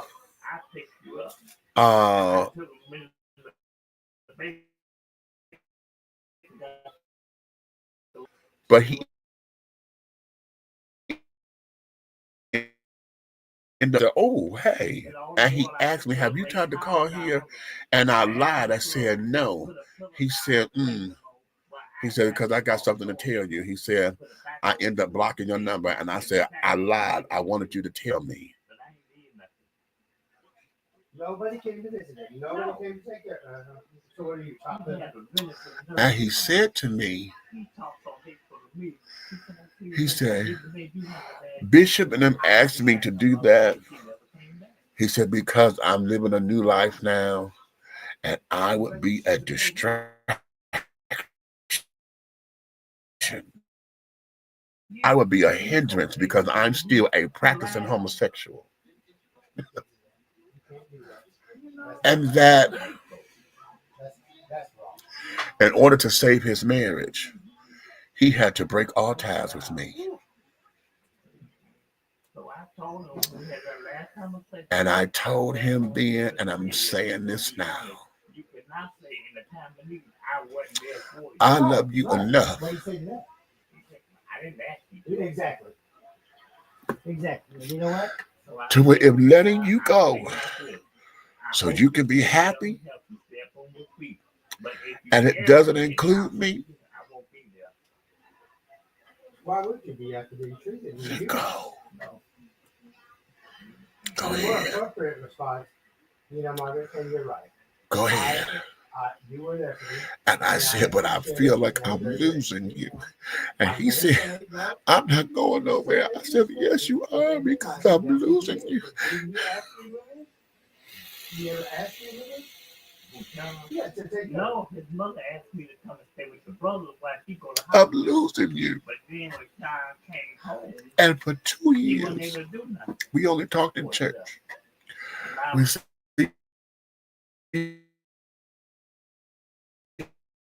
hey. And then he couldn't no more, so he broke down. He called me, and we picked up like we just. And so, to cherish his family, his wedding, and his marriage, Fridays was the day that they would set aside, and that would be their day. And of course, you know, there'd be moments where we would forget, you know. And I would come back, hey, what's going on? He said, oh, it's Friday. I'm like, oh, hang up, you know, hang up. No, we could talk. I said, no, we're not. We are not. Go. It's Friday. Y'all have y'all day. We'll talk tomorrow. And vice versa. He would call me and things. And I'm like, hey, what's the day? And I said, you know what the day is? He said, oh, no, she's not home. I said, I don't give a fuck. Hang this phone up. You said Fridays is y'all day. Honor the day. That's what we would do. I don't know what I did. I'm trying to understand it. I need for him to tell me because I got secondhand information from my nephew, which I know ain't a lie because I know how I heard the conversation. But he won't talk. He runs. UB has always ran from shit.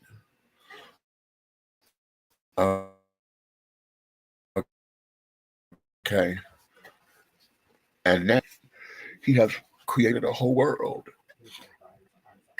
that doesn't include me.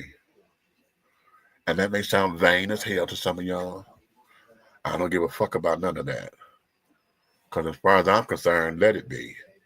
Because, bitch, I'm the one that's been there. That's been me. Okay? When I went home to take care of my mother, I told y'all, his fiance at the time, his fiance died. I'm at the funeral with him more than my mother passed. Yeah.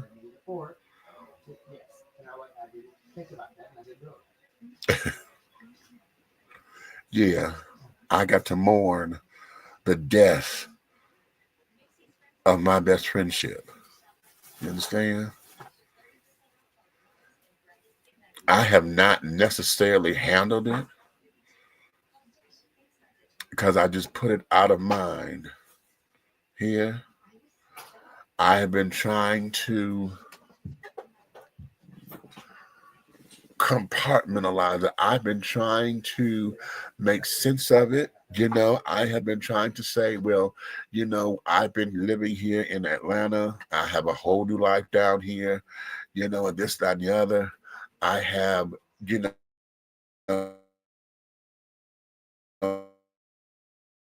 and how come, and this, that, and the other. And my spirit is saying, fuck that.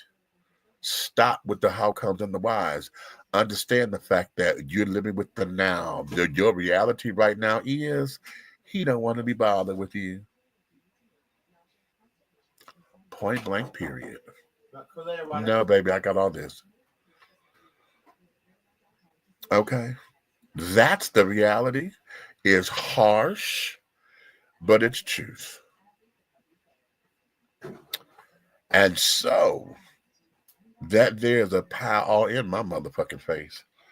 And it's not a cream pie, honey. That's bricks, stones.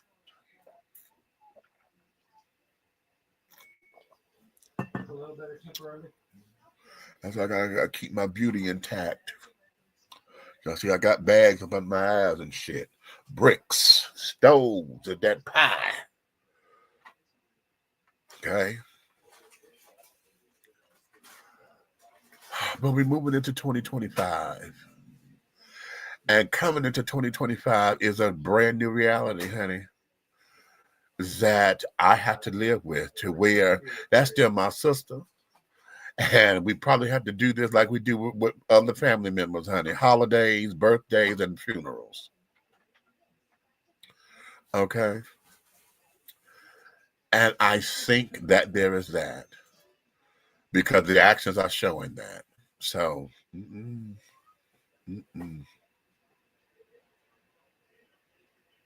I just remember what I was saying about Bishop Kevin. He and I, when I told you, he reminds me so much of me. We like brothers. And when he, not this last time, he was just here recently. We didn't meet up this time, but the time before, when he was here, I went out and I spent the day with him. And it was the first time that he and I actually visited. You know, we would always see each other at convocation at a church event or whatever, but it was the first time that he and I were out and about and in the city and just being, you know, in fellowship. And he was explaining to me how he had shut up or whatever because the passing of his best friend. Listening to him and then listening, because all of a sudden after I heard his story, but then I'm seeing on Facebook and carrying on, I'm seeing a number of people losing their best friends, right? And that had become like this thing for a second. And I was like, Lord, okay, well, that's not going to happen. You know, I'm sitting up there saying, that's not going to happen for some time or whatever, you know. And I never thought that it was that death in this sense would mean a separation, a cutoff, this is over. Okay. And the song that's coming into my mind right now it's two songs. Ooh, damn. I did not know that's why this song was coming to me. There's a song by Nancy Wilson called Face the Girl, It's Over. Okay. It's over. Mm. Yeah. That one. Yes, it's over. The chips are down. Pity all our bridges tumbled down. Somewhere we lost the key. Somewhere that's left for you and me. And it's clear to see. Too much, too little, too late to ever cry again. That's the song that Denise Williams and Johnny Mathis, darling. Thank you for the question. Those two songs, Face the Girl, It's Over. Is that Denise Williams? Let's hear it for the boy. Yes. The Face the Girl, It's Over. And I had to process that. I really have to process that. So going into 2021, keeping my dreams alive in 2025. Okay? Because see, a long time ago, when you and I were living together, and this should have been, and it was then. And I heard it, but I said, okay, this is my sister. Both of us are in the entertainment. So, I'm like, okay, girl. And at one point, going back to this damn cup, I'm building my career or trying to get into the entertainment industry, and I'm trying to bring her with me because Yubi sings. Okay. So I'm the actor, that's the singer. Okay. Boom, we could do this. So that's what you told me, that you wanted to sing. You want to, and he wanted to get into the recording industry and this, that, and the other, blah, blah, blah. He was singing around town. He was in a few gospel groups and this, that, and the other. He actually did a song. Okay. He was in the group. They actually went in the studio and recorded a song. I don't know what he did with it. If he still even got a copy of it. So we're like, okay. Well, after he had that experience, he then decided to tell me, oh, I'm good because I've been in the studio. I got a single. We recorded. So I'm good. I don't need to do this anymore. And it hurt me because I'm like, you giving up on the dream, child. You what? And so he would continue to push me. But my mind in that cup and potential,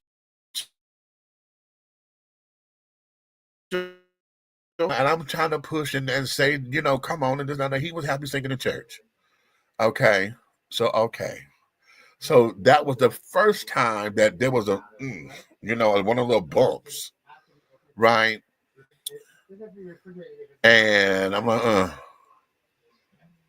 But now, I just have to be real with it, honey. I have to be real with it.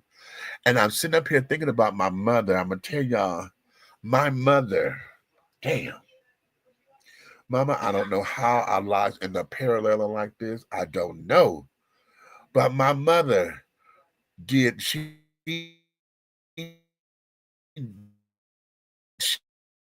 and Tanya, she and Tanya Maxwell, they have been knowing each other all throughout school, just like me and you. You and I met in junior high school. They've been knowing each other throughout school and this, that, and the other. But something had happened.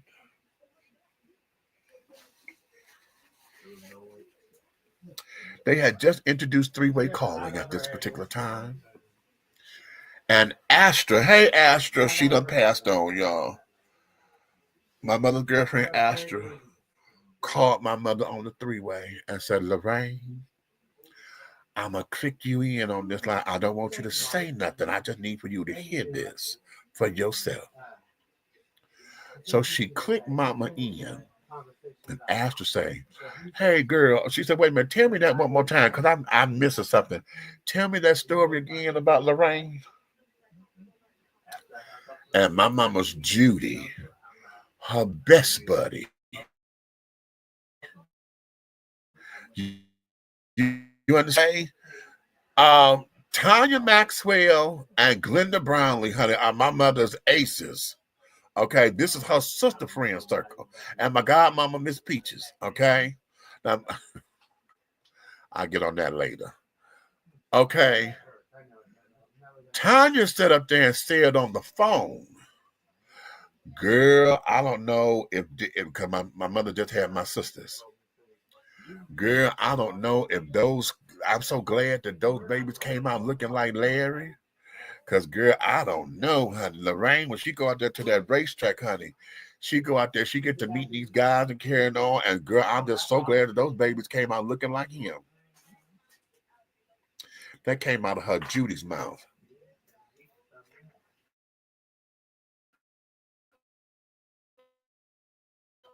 Mama,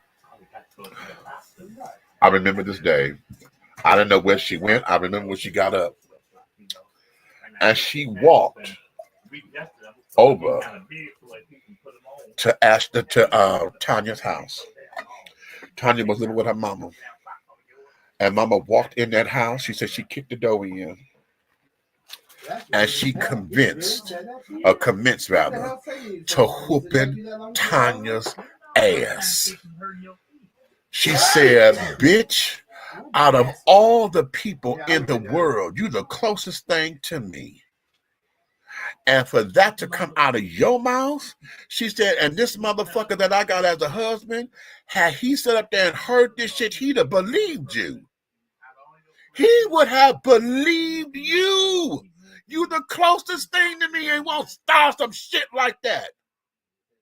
You hope the babies turned out, look, you glad they look like him. Insinuating that mom was out fucking around on my daddy. Now that was something that my daddy always thought. But it was the other way around. It was my father doing it.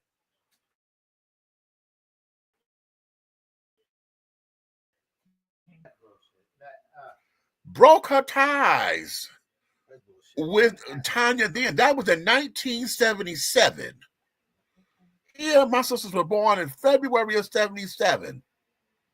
I think that happened somewhere down the line. That had to be in the summertime. Because it was before, yeah, they had to be summer, fall. I'm going to say around August, September.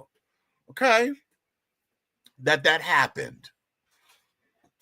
They didn't see each other again until my grandmother's funeral in 1986. Okay? And after that was the last time they saw each other. Because before my mother passed, I got to ask her about Tanya because I thought that maybe they had kept it. She said, what? She said, oh, fuck that. I cut ties. I said, Mama. She said, She said, oh, no, there is nothing else that woman can say to me ever in life.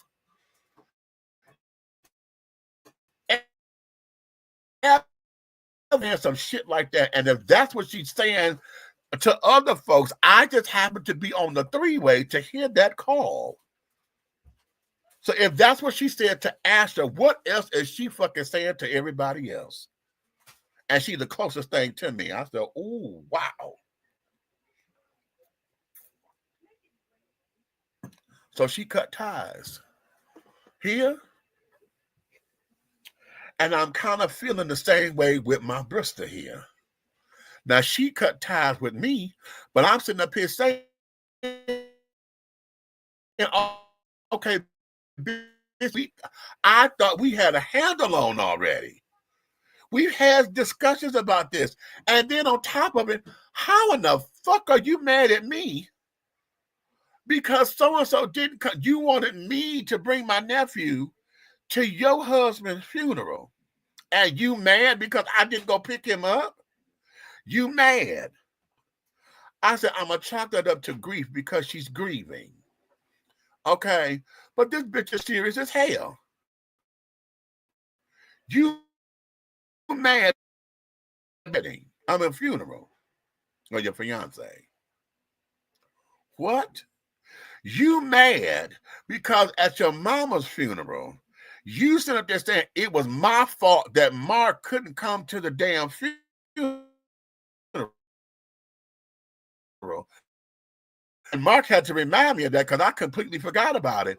I said, what happened was when the other time he gave me the money for the ticket price had doubled. And he didn't have no money. So I remember that all day. I had to give him his money back because the ticket price had doubled. And that wasn't our fault. He gave me the money late. And he couldn't make it. And you mad?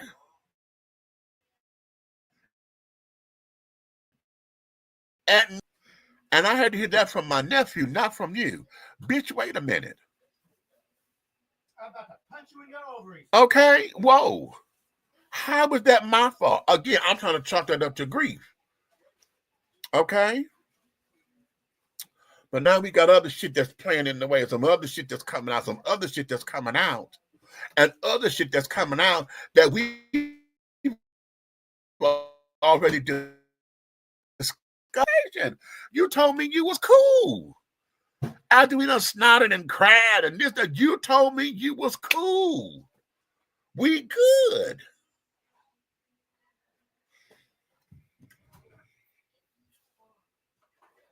You see the cup empty now, right? Uh-huh.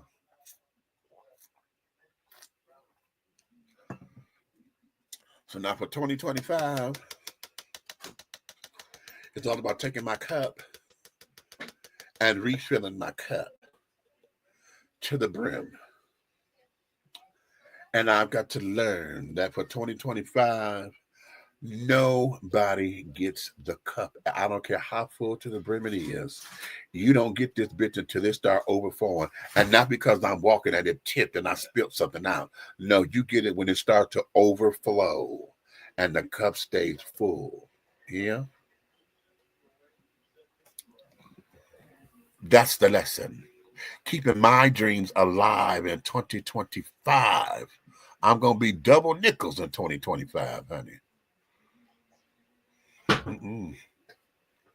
No.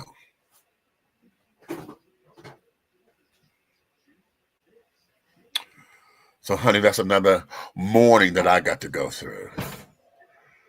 Here, I got to go through this. Processing everybody else that's gone.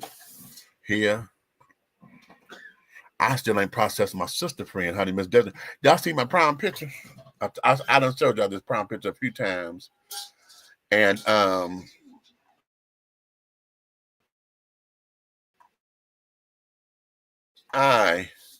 we met in 1970. In fact, she and I met before Beauty and I met. Look at that. That's Desiree. That's our prom picture. I took her to my prom. She didn't complete high school. She had dropped out and got her GED. And I wanted her to have a good time. And then I didn't know any other girl that would go with me because shit, I'm gay. And at that particular point, I was already out and carrying on. And wasn't no girl gonna go to the prom with me. So girl for the prom.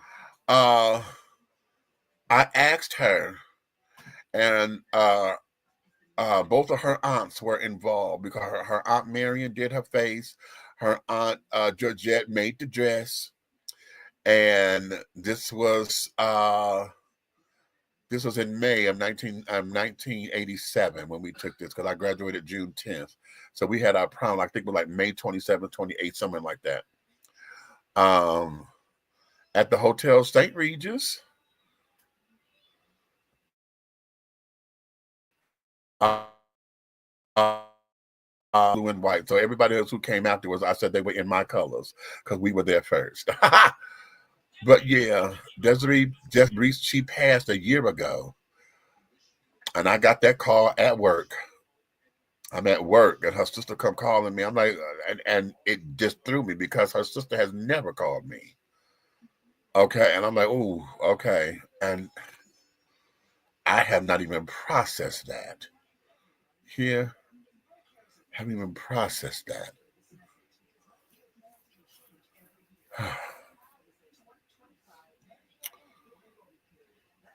So yeah. It ended December 5th.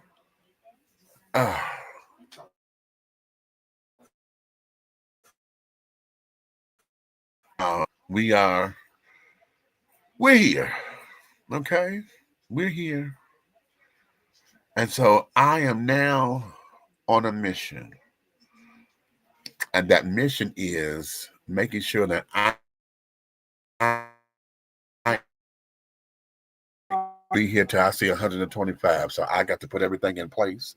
I still want to become a homeowner. So I'm working on rebuilding my credit so that I get that together. I need to monetize shit. I'm not doing this social media thing right because it's not making me the money like everybody else is making. I ain't got the followers or the numbers or whatever.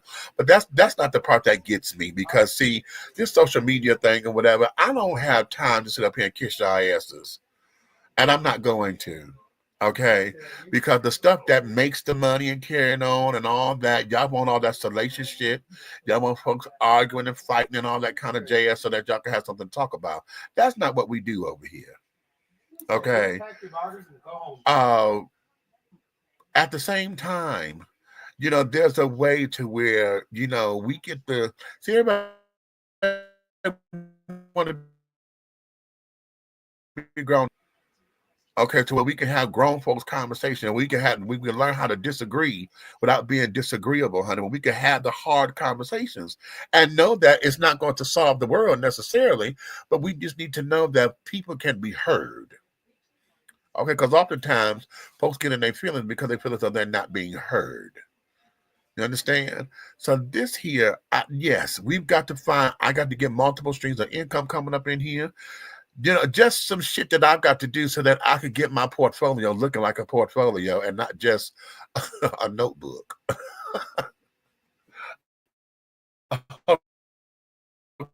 Okay, full of notes. Okay. So be that as it may. So what are you guys going to do for your 2025? Okay, and let me say this: I don't want to hear no more "oh, new year, new me" bullshit because that ain't nothing but that's all propaganda. Okay, that's propaganda, and it's shit that y'all want to say to make you feel better, honey. What the fuck are you going to do that's going to be different next year so that you could have a different new year? Huh?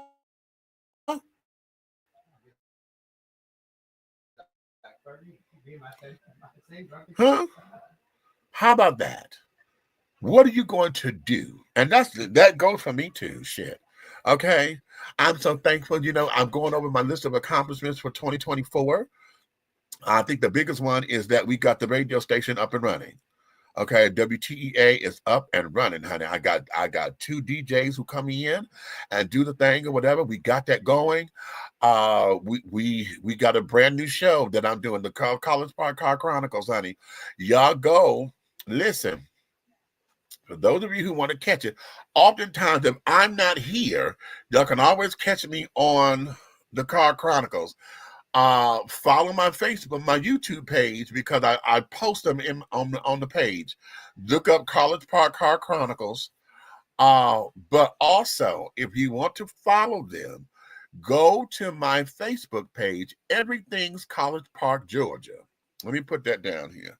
I'm gonna run a banner. Okay, go to the Facebook page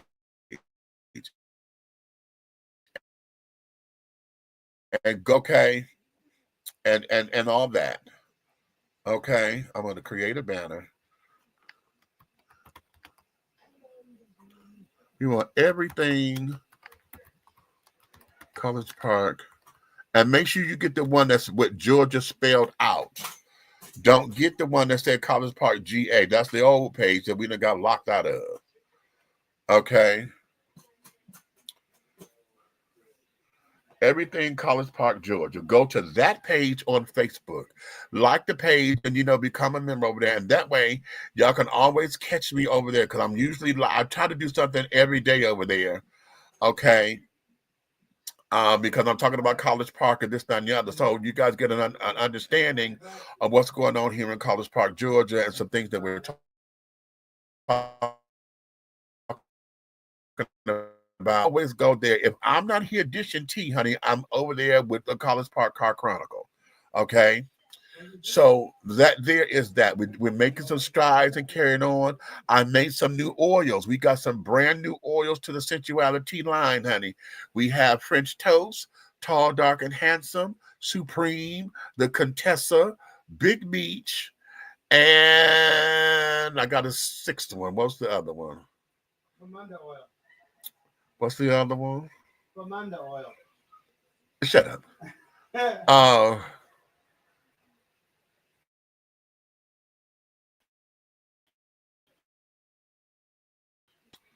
Wait a minute. I was gonna say the queen, but you said the Contessa. Divinity. That's the other one. Okay. So we got 6 new oils to the fragrance line. I've got to go and update the website because I got to put the radio station on the website and carry it on. I got to redo the oil pages and things. So we have some stuff. Okay.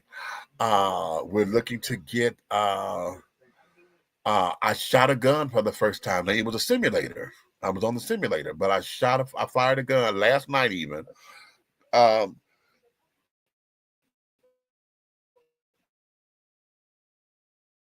at the police department. So they gave us the simulator and they calibrated these guns that are police issue guns. And so I understand the weight and carrying on. So that was my first time absolutely firing. Okay. And this, that, and the other. So that was an experience. So we got a few things that as I look over the year that we've able to do and to push forward and all of that. So now we need to capitalize on that so we can do a better 2025, keeping all of my dreams alive in 2025, honey. Okay, I'll be 50. So that there is that. Okay. So listen, I am going to let me get the rest of these comments up here. This story is heartbreaking, but I'm glad you are telling it. But I'm sure it is helpful to someone in your audience who is hearing it. I hope so. I remember that song. What, too much, too little, too late? Hey, Earl, what's going on? And we got, hey, Big Meat, I just woke up listening. Thank you so much for helping me fulfill my dream. More show to come. All right, baby. Okay. So having said that, listen, I'm going to let you guys get on up here and go. I'm expecting a phone call, actually, to see what's happening. I may have to make a dip. But I can't dip too long, honey, because we got the Christmas parade tomorrow here in College Park, and I got to be up for that.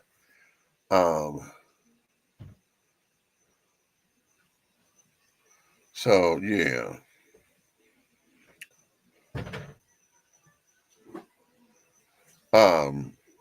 I got to be up for that.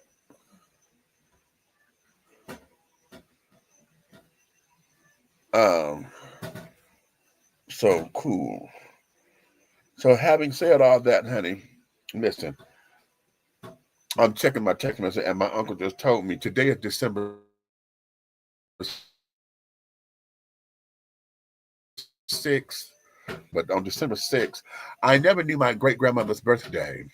And my uncle sat up there and said this was grandma's birthday, Eliza Smith.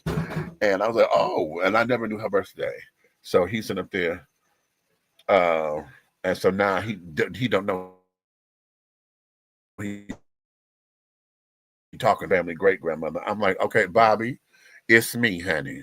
Okay, I know that was your grandmother. You said that in the first message, child. Anywho, okay. So having said that, honey, let me let you guys go. It is Friday. We are after the witching hours.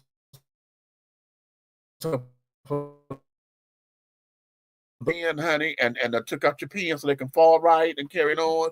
If you got your finger waves, if you just did your face and got your face all groomed, shined your shoes and shit, honey, finna go make it rain or finna go do whatever you finna do. I want you guys to go out there and have fun responsibly, baby. Do not get out there acting a goddamn fool. Okay? Y'all got to come home alive, honey, to stay alive in 2025. You understand? So having said all that, honey, you may finish all of your crumpets because the tea has been dished. That you've been dishing tea, darlings. With Big Meats, honey. If you love me, tell a friend, honey. But if you hate me, you can tell a motherfucking enemy. Because I need for you guys to understand way the syndicate, honey. Everything that we are doing over here in any way, shape, style, form, and or fashion will move forward. So until the next time, honey, and in between time, like I said,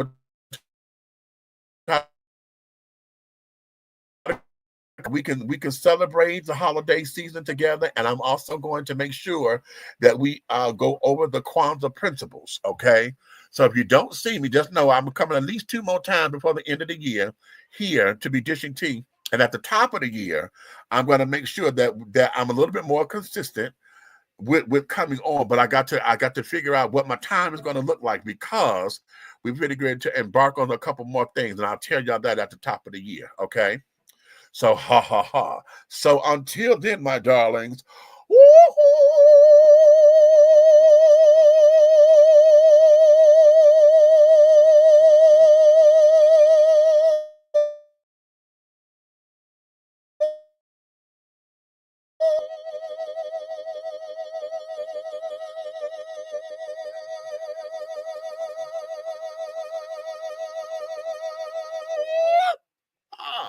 and oh, wait a minute. I'm knocking shit over. Wait a minute. I got to get the mouse. So, and scene.